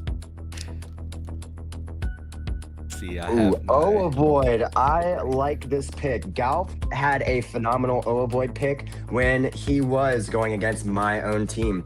He put in Overvoid when they were up 2-1. Pick for SGC, Tynado. Oh my goodness. This is the exact scenario you don't want. Oh my god. NA's finest, man. You don't want Tynado and Avoid. This is a fight that should have happened months ago. Tynado and Overvoid. We're about to see a showcase of the styles right here. I'm actually... Man, Ronaldo was ready for that. Tynado looked really, really impressive against Vinyl earlier. He's got a 2-hour break. You know, that's insane. And SGC was blessed with that 2-hour break. Yeah, no kidding. And man, Ronaldo was quick. I mean, he knew exactly who he wanted to go against. You know, they've been talking and they've had the time to talk. They've had this whole build up and they've had 2 hours to see the competition and discuss who they wanted who. Oh man. A highly anticipated UBA lightweight bout. Aura. They're saving Aura. It's going to be Aura versus Rico. It's almost certain, and that's going to be an insane fight. Man, Tynado versus Overvoid. This is a fight that has been on the verge of happening. Couldn't happen due to some communications, but we are going to be able to see it now on one of the biggest stages of them all, the $600 tournament. Man, this is the time of all times to see this fight. Tynado and Overvoid. This is going to be interesting because on paper, many people will believe that Tynado will wash the floor with Avoid, but Avoid has a big chance and opportunity to shut all of that down and represent TCL and possibly get a finish here. What are y'all thinking of this matchup, though? I just think Tynado's the way cleaner, more technical guy, but you can't count out NA's finest. Losing to Nakota isn't much of something to hang your head about. I mean, he can definitely hang in there with Tynado. I see a close decision win for Tynado. Yeah, another thing though is that Avoid is coming off of a knockout. You know, I don't know if it's safe with the, you know, virtual athletic commission that Avoid can fight under an hour after getting knocked out, but we're gonna see how he is and how he will perform. But I believe the people would want to get into this fight. So, well, actually, I just heard that they let it go because Avoid remembered his name. Golf confirmed. Yep, that's all he needed to hear. But let's go ahead and get this fight started, though. Avoid and Tornado will commence after this short word from our sponsors.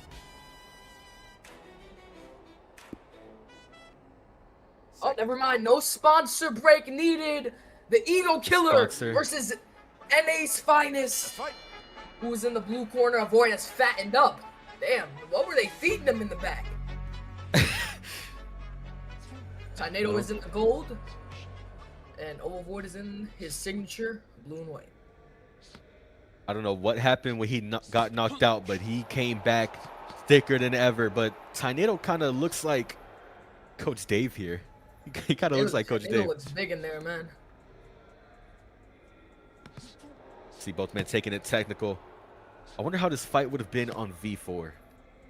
From that era. This would have been a slugfest on V4. Yeah. Oh! Ooh, but that just shows how virtual boxing is. You know, both of these men improved so much since then. They have an opportunity to showcase that in front of a live audience. Nice shot from Tornado! Finale. Oh man, look at Tornado right now. Oh, left hand! Oh my God! Right, pointed out Tornado with a picture-perfect knockdown. It's gonna be the left hook this time, and man, Tornado is looking spicy. Tornado was huge for lightweight.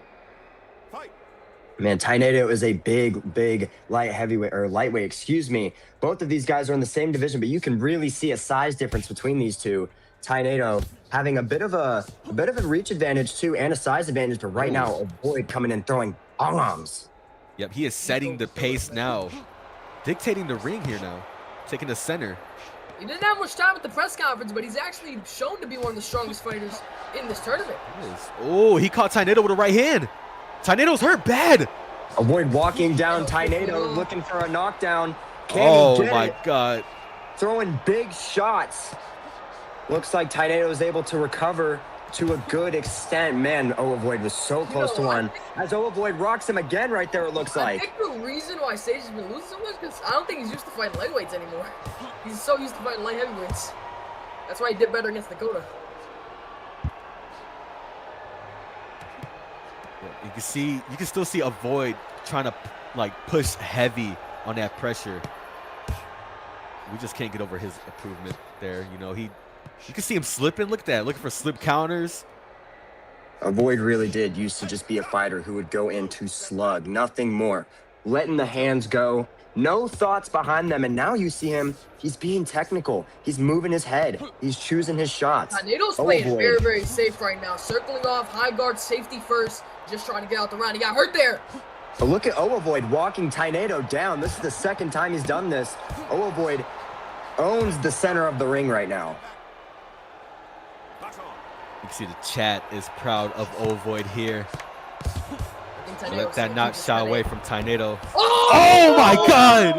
The Ego Killer knockdown round one, late in the round.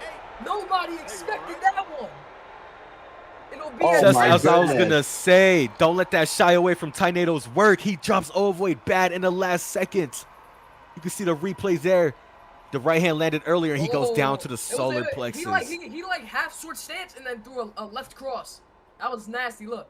Oh man, Tornado with 2 first-round knockdowns. Doubled it up too. That's unbelievable. Taking a 10-9 because Tornado did get knocked down from Avoid there. But man, two knockdowns in round 1.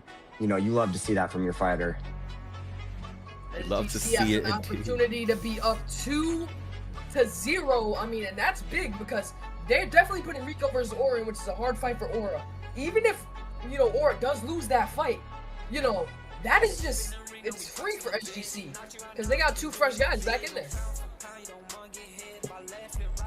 Perfectly said. I mean, we are now heading into, I believe, the 3rd round, right? I'm sorry. It's been such a high-paced fight. I was getting distracted there, but I believe it's the 3rd round now.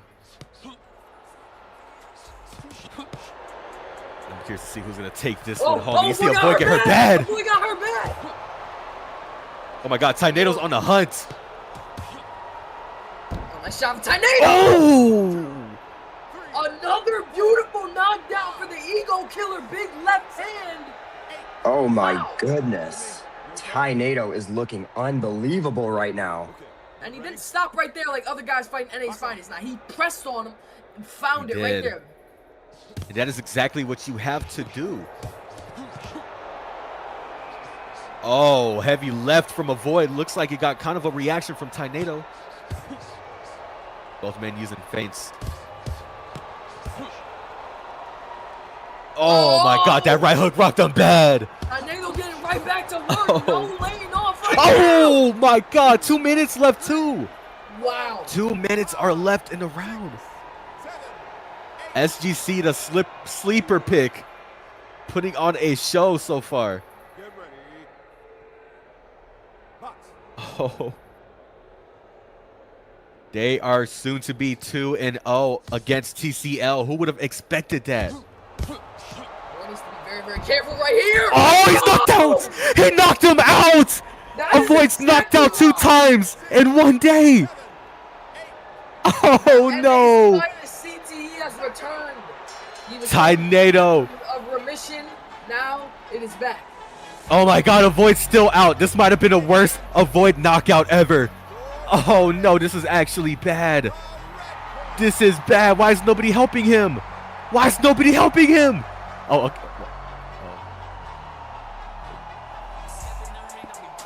Avoid just stood up. You see Avoid's recovery there. That man is a veteran. Will get to claim his pick.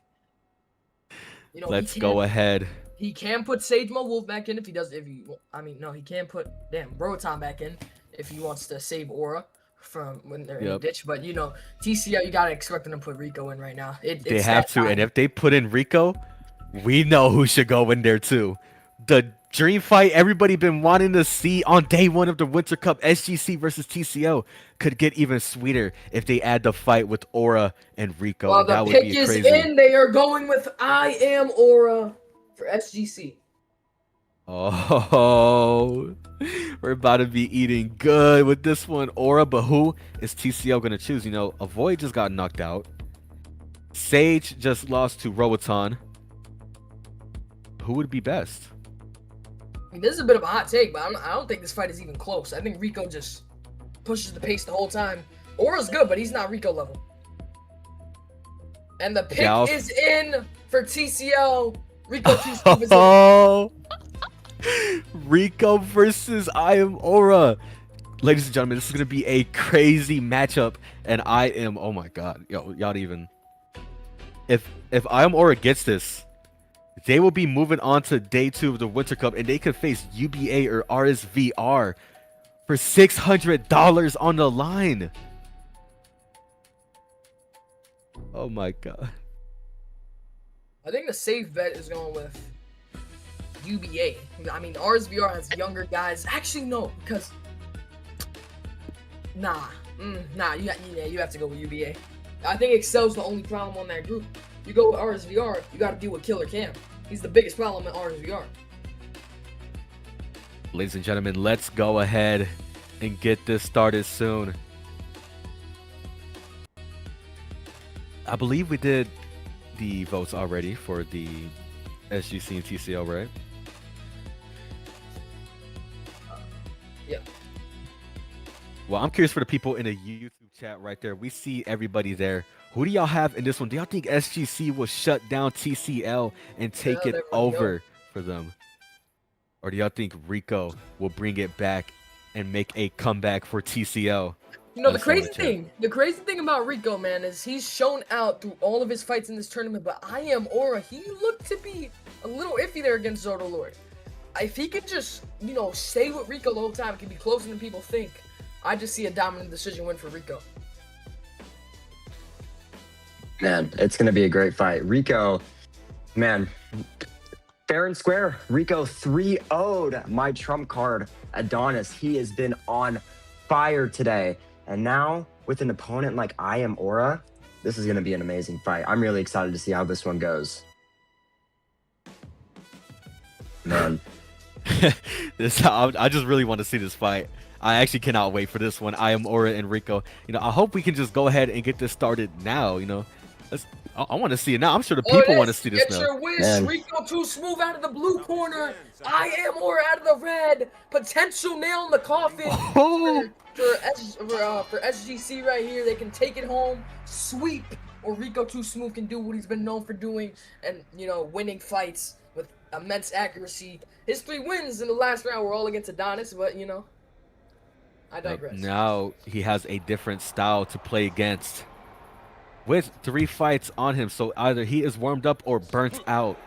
I think We're Or gonna had to deal with the ping of Zodolord, because Zodo's he's a EU. So I think he's gonna find much more success with his landing in this one.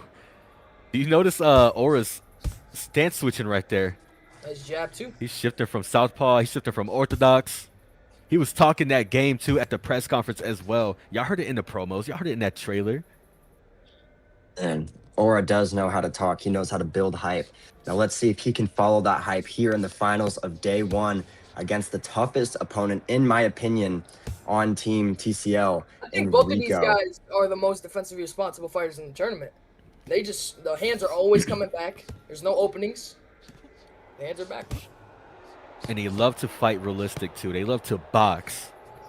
That's what everyone loves to see, which is a perfect choice for why TCL is, and they did pick Rico to represent. It's very technical. Oh, nice jab. Ooh. Man, Rico Aura, right there. I don't know if you guys can hear, but every time Aura is landing, you can hear that deep grunt from Rico. That's how you know. Oh my goodness, but right there, gorgeous shots from Rico.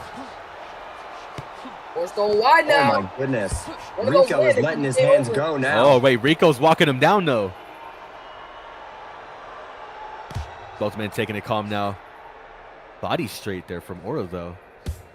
Made it pretty well. He's playing way more technical. He's keeping his range. Doing good. Big combination right there from Rico. Nothing home. The ducking is a little close, but it's still classed as defensive right now. You see Aura looking for that check right hook there. But so far, if we're scoring this off of damage, who do we think is taking this round? Really, I think it's Rico with his blitzes. Aura's not too far behind, but Rico's landing at a bit of a higher clip right now. This is a very close round. Oh, he caught him with that good cross. Sorry to interrupt you. No problem. This is a very close round to score. Oh, now they're not getting shot at Trey, but Rico got the worst of it. You see Rico recovering now, but earlier he was in a bad punishment state, which that clinch could have saved him right there. This is close. It's closer than people think. I said if Aura could stay with Rico, it would be closer than people think, and it is. Oh my God, the timing on Aura's crosses there. Oh, yo, that left hook. And they both acknowledge it, and they touch gloves at the end of the bell. This is looking like a good technical fight. They're putting on a beautiful show. Rico respects this fight way more than he did the Adonis fight. You know, I agree with that. It's close. Man, I think Rico is coming in with the same amount of respect for all fighters. You know, a good fighter comes in, respects their opponent, doesn't get cocky. And, you know, unfortunately, Adonis today, I think he was just too cocky. I think he thought that he could beat Rico every time they fought. But right now, Rico is looking just as good, but Aura is looking dangerous right now. He's moving perfectly. He's landing big shots. Perfectly said. And I like to imagine... Sorry to interrupt, but I like to imagine that the refs are enjoying this break here. You know, we're seeing a lot of clean fighting, so not much to monitor here. They still got to keep the eye out. Okay, get ready. Yeah, refs are taking a bit of a break right now. Nothing to see here between these two. And this is the thing about I Am Aura, man. He's staying with Rico, but I feel like he could pump that jab a little bit more. He found some success with the jab early round 1. It's sometimes good to take a step back and commentate a technical fight. Ooh, double cross their attempt. That's one thing you're seeing landing on Rico a lot too, especially on that nose, on the nose weak point right there. It's that left cross. Aura's a bit more tanky than Rico. Like he's big. He fights like a bigger boxer. Almost walked into that right hand, Rico.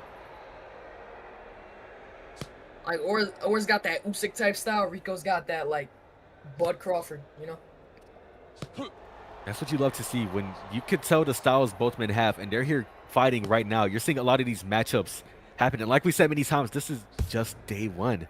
Imagine day two, when the winner league that qualifies today gets to fight those big leagues. Yeah, man, I am excited for day two. You open up too much. If you open up too much on Rico, or you give him too much, you throw too much, he's gonna counter you. If you play at this range, at this distance, give him a boxing match, you'll get a better chance of winning. Oh my god. One of Aura's best traits. One of Aura's best traits is going the distance, maintaining his pace. That is a big one. Not gassing out too early, picking when to engage and when to stay away right now. That's a good jab right there from Rico. Or switching the stance. Oh, and both been trade there for a second. Rico. Getting those hands back. Oi! Rico chasing it now. Yep, Rico trying to do that 1-2. Not much of a reaction there. Like I said, the damage is going to be low, but it's mostly because these guys having very solid defense. And you're seeing from time to Definitely time, not the lack Aura of looking for that punches. right hook. That check right hook. He's trying to catch Rico off timing, off guard. He goes to the body heavy shot there from Aura. You know, in a clean boxing, in a clean boxing match, like there's not gonna be a lot of moments. You know, it's more of a sit back and watch an analytical breakdown of what they're doing. A lot of these Yeah, people are used to crazy fights. Sorry to interrupt, but they are used to these crazy hook fights. They're used to seeing just straight brawls. And when you see this technical fight, then you really see how these fighters really think, how they really are under this environment. Well said, HP. I'm seeing a lot of similarities from Aura and Cam in their pace. You know, they're consistently, keeping forward, keeping a good pace, beautiful decision making, not putting themselves in danger. So I think Aura, in time, he can really be one of the best at the game. That was said by Bloop's teleprompter. 5 seconds left though in I don't know round what you're two. talking Both about. men trading. And they end off with a clinch break right there as we head into the third and final round after this minute break. Great technical fight, man. It's important to sit back and land some nice shots. Man, Rico and Aura really living up to the name of TCL, the clean league. Mainly Rico, man. As all of us are saying, this is a beautiful, technical, clean boxing match. And that's what we love to see. You know, we're not seeing any intentional clinches like we were seeing with Adonis earlier. We're seeing good boxing, good movement, good defense. And as you were saying, partner, there isn't going to be a lot of damage, but that doesn't mean that's a lackluster of punches. It really is just a defensive masterclass between these two. You know, I love technical boxing as much as the next guy, but it just, if one of these guys open up a little bit, it could lead to their success in this third round. I see it as a 1-1 fight. Definitely a very close fight to score, but I feel like the first person that moves a little bit too much could be either the winner or the loser, depending on what these guys are thinking, because maybe one of them is waiting for the next one to really be the one to engage and work off that counter. But we're going to see how these gentlemen do it here in the third and final round of this very clean fight. I think Rico's 1-2 step in for Rico. Yeah, Rico's going to be the one to open up a bit more. Yeah, as you can see early here, Rico already pushing on the gas more than he has in the rest of the fight. I believe both men would have to do that because, you know, you could say either man is winning, but it's been such a competitive and close fight that it could be one of those fights that one man thinks they're winning. You look at the damage, he's way off, you know, due to the games, you know, whether you landed too weak or too soft. So I believe some of these, I believe both these guys are just going to have to go way harder out here. Is what I'm trying to get at. My bad. Or a high guard work. If he needs to use his range a bit more, he can't go bruiser brawler type style. Pressure Rico. He needs to stay on that back range. Work his jab out a little more. Shot. Oh, that was nice. That was nice. I like that Maki pointed out too that Rico must be, his muscles must be tired here. And I like to imagine that too. His arms must be feeling dead here a little bit. Oh, Yeah, Rico got hurt there. Rico has to be dead right now. His arms, muscle, like legs, everything. Rico has been fighting the best of the best today. Fought Adonis 3 times, beat him all 3 times, and is now putting up a great fight with I Am Aura. Oh, heavy right hand from Rico. The gas tank of Rico. Or it's just. Yep. Or looking for that right hand. Those hands are not. Ooh. Good counter. Oh yeah, jab now right they're now turning from it Aura. up. Oh, Aura's hurt bad. Ooh. Great clinch off the circle there, though. That would favor Aura right there, too. Look, now he gets to keep that distance. Circle away, now he's recovered. But Rico could catch him again with that right cross down the pipe. He caught him bad. Left hook landing for Rico there. Man, this is a close fight. If I am the judges right now, I am hating this. This is straight back and forth. You're seeing both guys have their individual moves. Oh, Rico wobbled for a second. Rico being pushed 40 back seconds a little bit left more, in this trying fight. to move up We're more, trying to though. take his head off right now. This damage is close. I love this fight. It really is. Especially this round 3. This round 3 is going to be impossible Oh to my judge. God. The TCL unks are salivating right now. This is insane. This is So far, exactly what you TCL want has to been see from impressive. TCL. Oh. Okay, Rico That's good. pointing out. Rico pointing it out. He knew he was in the wrong right there. We love to see that. Oh, good left cross. You know, I wish Aura would step on it more. And You know, you'd see more seconds stunts. left here in this fight. It's a close one. Will they let the judges be the deciding factor? It looks like they will, as there will be no final second down. And we're going to go see what the judges have to say about this one. Good fight from both of these men. And just like Kaze, this decision is brought to you by Sheaf. A blue corner. Rico Unbelievable. taking it home 30-27. Rico with a 30-23. Yeah, look at that damage. As we said, the damage wasn't there. It was a defensive masterclass. Man, it was close, though. But you have to give credit to Rico. That is Rico's 4th fight and Aura's 2nd. And Rico literally kept up and won. I It's think they literally what just we just wasted talked Rico about, too. right there, though. They made Rico fight a technical fight with Aura. Now he's gonna want to take a little bit of a rest. He's got 5 fights tonight. They're gonna have to put in either Sage or Avoid again, and they got SGC has Tornado and Roatan waiting. It's gonna be very interesting. That was a close fight. Props to Aura, man. Like I said, if he hung in there, it would be closer. But still, dominant decision from Rico. As we turn in, it is now Galf's decision on who he wants to put in. Just put in I Am Aura, or no, excuse me, he just put in Rico. So it's gonna be interesting to see where he goes here. If I'm Galf, honestly, I think I'm going Avoid here. I'm going with a bit of a sleeper pick. I think I'm gonna go Avoid. Sleeper pick is an understatement. I mean, the 2 fights we've seen Avoid in, he's quite literally went to sleep 2 times. And as much as, you know, many people make fun of that, it's a hard truth. You know, Avoid is coming off of 2 losses, 2 brutal knockout losses in a row back to back. I don't know if Avoid would feel in the best. You know, I think mind I'm state sorry to cut you off, HP. I think I'm actually going to take that back. I'm definitely going to put in Sage. I'm not quite sure what I was thinking 10 seconds ago, but This TCL group has been injured. Sage is injured right now. They've been just tired from all of the fights. The fatigue on Rico is crazy. And Avoid's just been slept 3 times. All right, well, the pick is in for TCL. Golf is going with Sage. yeah, I mean, it's really the only pick you can do there. Rico just fought. Avoid has already lost. The SGC pick is already in. Ronaldo's going with Tornado. Interesting. Ooh, putting Tornado in again after his dominant win over Avoid. Man, you know, I don't hate that pick. I don't hate that pick. Sage versus Tornado. That, dude, if we thought we just saw some technical boxing, that is going to be technical boxing to the max right there. This is going to be a phenomenal fight. Sage has to fight Southpaw consistently, though. I hate the fact that he has to do that, because really, he would excel way more in Orthodox. And look, everybody picked TCL to win this. I was the only one who picked SGC, and SGC's shown why I picked them. Yeah, no kidding. SGC up, I believe, 2-1 right now. And this could be, yeah, they're up 2-1. This could be the final nail in the coffin for TCL, or for SGC, excuse me.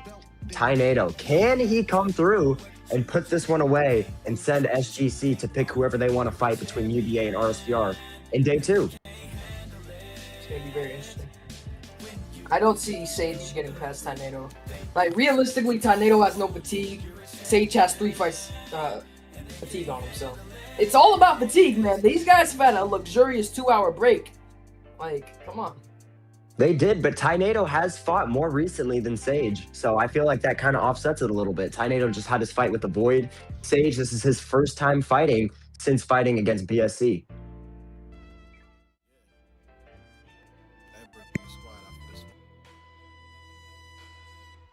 Here we are. Man, I believe the matchup is Tornado and Sage. And if Tornado gets this done, he will be moving on to day 2 of the UBA Winter Cup, meaning he will qualify all of that league. SGC will qualify for $600 more. Honestly, there's so much on the line for this one, Kaze. But Tomato, let us know more about the fighters that we're about to see. You know, it's very interesting because Tornado, he's looked impressive against top lightweights. He looked very, very impressive against a Void. He just neutralized everything that a Void had for him. A Void had nothing for him in there. Sage, he's been dealt a bad hand. Nakota obviously was just phenomenal tonight. And we also see, you know, that the ping factor from Roatan was crazy. So I see it as a close fight, but I think Tornado gets it done.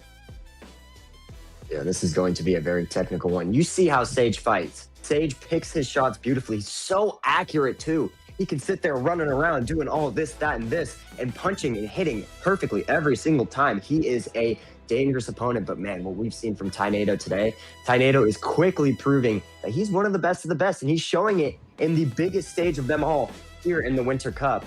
So, man, I'm beyond excited for this fight. This could be the final fight of the day, ladies and gentlemen, so make sure you are watching closely because this is either going to make it a 2-2 or this is going to send SGC to day 2 as the winners in the round 2 bracket in day 1. And man, what a day of fights it has been. It has been truly an historical night just for the UBA and Thrill to Fight 2 in general. But I believe that was enough talk said. You know, everyone said it perfectly. And I believe now it is time we get into the fight of a possible finale ender. Tornado will be stepping in to fight against Sage. Yeah. We said last round that we were going to stand in things, so I'm just hoping that he keeps his promise. Who did you beat? Man, what you?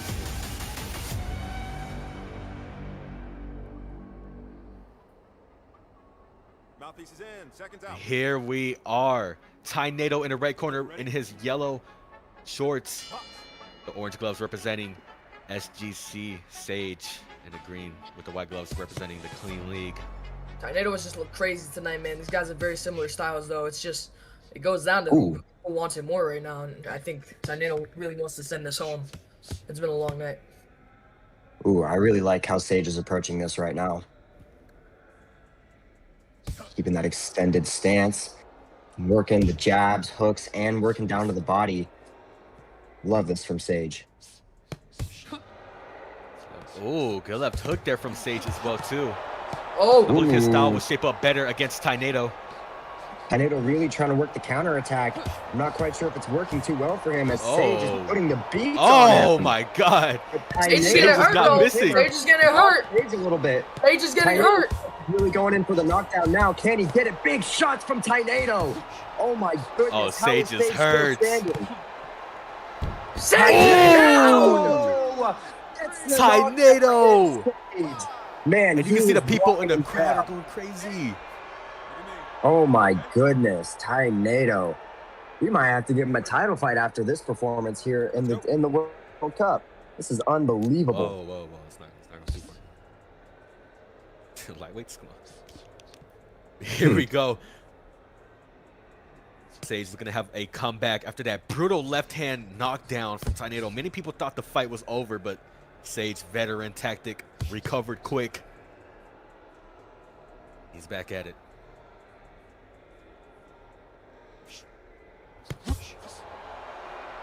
Ooh, beautiful body hook right there from Sage. Good body jab there, leaned right out in time. And he drops Tornado with the rights. Oh my goodness, Sage.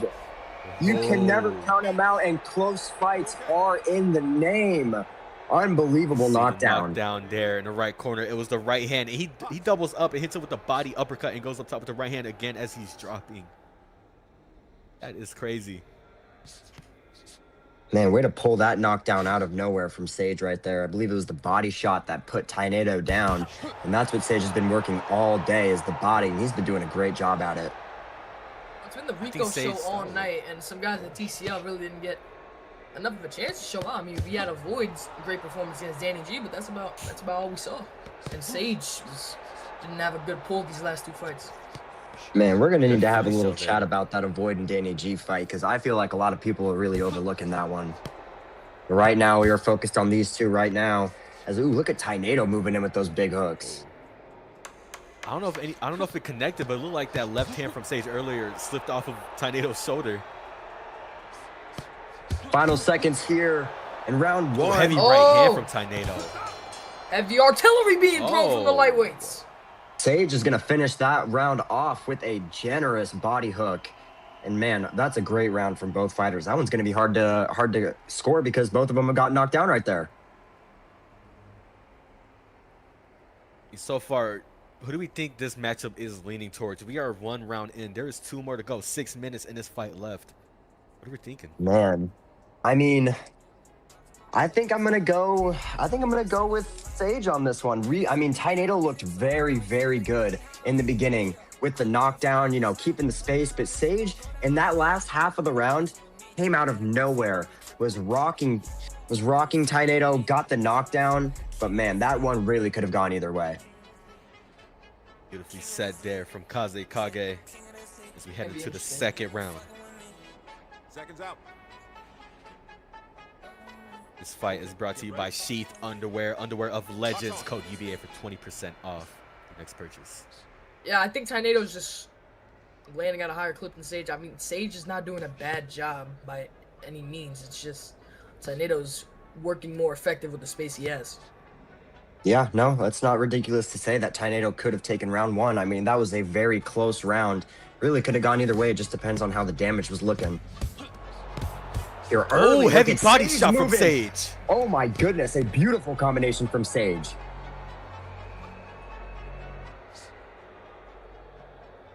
Both fighters take a bit of a reset after that one.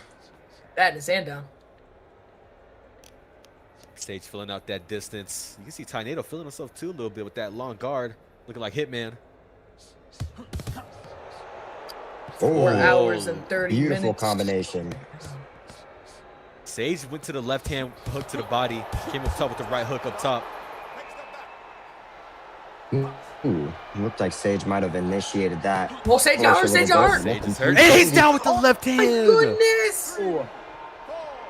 Tornado out of nowhere gets the knockdown. Oh, that was reminiscent of the Roatan knockdown he had on Sage, except this time it was the left. It was a short hook. About halfway through round two, Tornado takes a quick lead with the knockdown. What will Sage do? Got to make some adjustments here to take this one back. I like to believe Roatan gave him that advice to watch for that short step back hook. That looked just like that knockdown.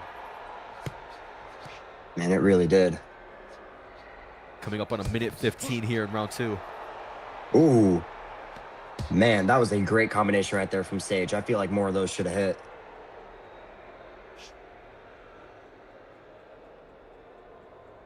Both fighters really starting to drop their hands a little bit. This is interesting to see. They both seeing the power between the two. Look at that combination. Sage is pushing it. From Sage.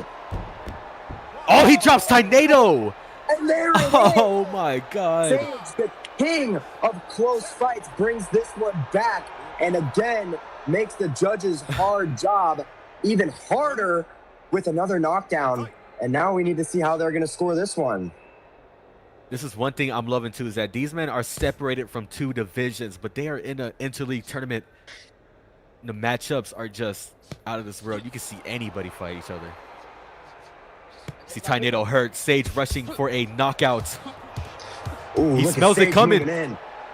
Sage is moving in with some big shots. Can he get this knockdown? Sage wants that knockout. In the last 15. Any man can steal the round with a knockdown. Does he have 2 knockdowns in his round already? No, it's 1 knockdown apiece for both fighters. They're nearing the end of round 2. And no one will get a little sneaky knockdown at the end of the round, but a phenomenal one at that. Both fighters getting a knockdown again.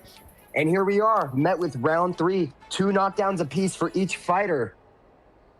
What I'm thinking so far is that Sage is starting to feel good in this fight. You saw him there with that footwork. You saw it there with that blitz and combination he was putting on Tornado right there. I'm starting to think Sage is getting more into this fight, and this round could really show that. But Tornado has a huge opportunity to shut me up. I mean, you saw that knockdown earlier in round 2, that step in left hook. It was brutal and nasty. Man, if there's anybody that can take this one out of the fire, of course, it's got to be Sage, man. Sage, known for his close fights, showing it right here. And he just needs to stay technical. He needs to keep away from Tornado's big punches. He needs to create the space, choose what combinations he wants to go in with, and he needs to keep that guard high. I don't know why he's dropping his hands. Third All right, here we go for the third round. and final of this Tornado close has the one. opportunity to be the hammer, to put the nail in the coffin and kick TCL out of the Intercup. No, I think it's a 1-1 fight. Interleague, I mean. Yeah, I mean, a 1-1 fight doesn't sound too crazy to say. Could be 1-1, could be 2-0. Hard to tell with they one both knockdown continue. apiece. Sorry, guys. I got mixed up there. They both continue. I got confused. Yes, both teams will continue to day 2. This just sees who will fight who. The winning team, I do believe, gets to pick who they want to fight first in day 2. Oh, heavy left-hander from Tornado, though. Oh, that was nice. Tornado has that Sage was hurt right nice. now. Sage is moving back.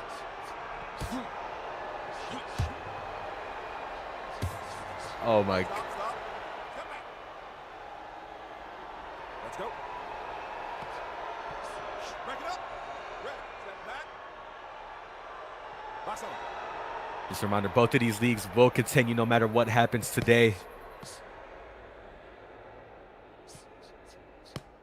It's now up to UBA and RSVR to choose who they want to face off tomorrow. Man, if I'm both of these fighters right now, I am going in for a knockdown. The safest thing to do is to think that you're down right now. You never know how these judges' scorecards are going to go. You know, you have to think worst case scenario, and you have to put on a show. Maybe not a knockdown, but you got to put up a good round right here. Oh, yeah, you can see Sage running off of that back foot after getting caught bad there from Tornado. Bit of a clinch right there. Sage moving in a little bit too close, acknowledging it as we get going. A little over halfway through this third and final round. Ooh, lots of good shots being thrown by both fighters. Good work there from both men, trading in the pocket. Tornado getting the worst of it, though. Sage on the hunt, last 10 seconds. And they have a clinch. Both men have 4 seconds to work with here. It's 45. Oh, 45. Sorry, I thought I heard the last 10-second count there. Sorry, I think avoid CTE just passed on to me spiritually.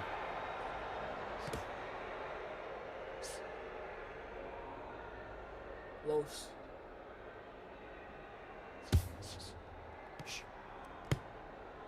Both fighters starting to slow down a little bit here late in the third round.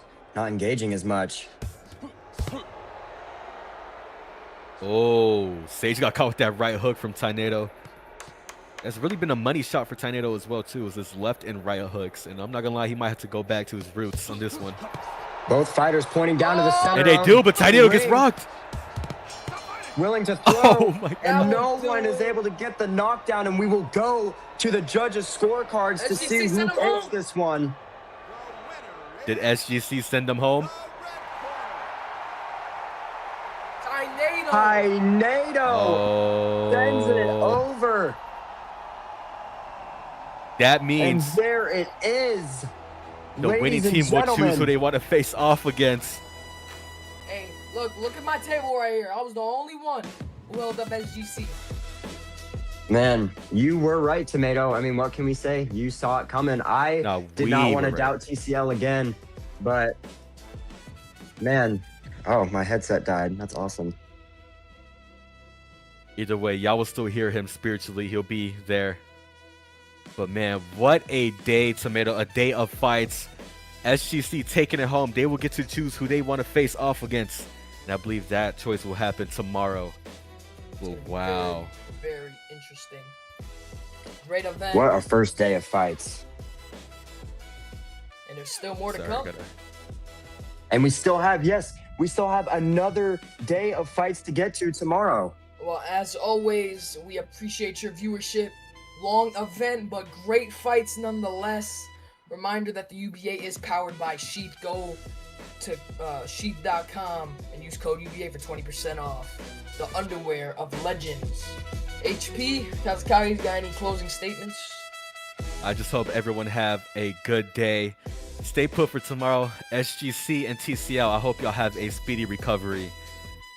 But y'all just now entered the deepest ocean with the sharks. I mean, UBA and RSVR. They're going to be in for a lot tomorrow. They're going to be coming in fresh. Ladies and gentlemen, I believe that will be that. Tune in tomorrow for day 2 of the Winter Cup. 6 p.m. Eastern. TCL, SGC, RSVR, and Team UBA. Any closing statements, Kaze? Man, thank you guys for being here. Thanks for having me. I will be here in person tomorrow, of course. Headset died. But man, what a phenomenal day of fights. I really wish my team BSC could have taken it. You know, interesting choice, but you know what? It happens. I'm just glad that we were able to have a bunch of amazing fights, and I'm just happy to be here. Thank you all for watching. And man, this was day 1 of the Winter Cup. Stay tuned for day 2, because believe it or not, it's going to get even better.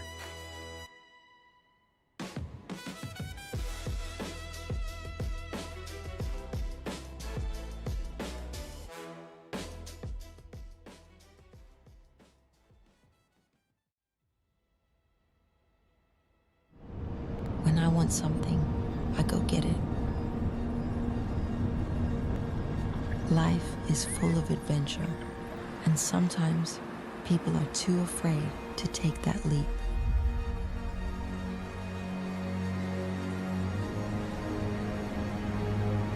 I've explored this beautiful planet and experienced the best things this world has to offer. But it's no longer my time to shine, and now it's yours. Tell me, what makes you feel alive?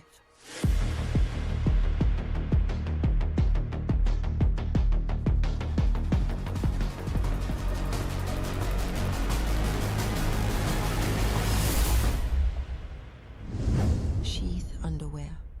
Underwear of legends.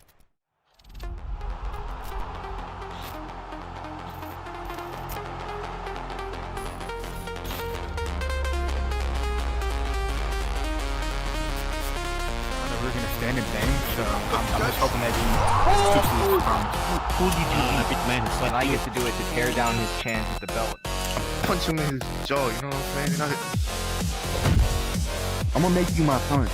I know how that works. I'm gonna show you that old man Papa strength. Oh! The chosen one will be getting a contract as well. He is really entertaining.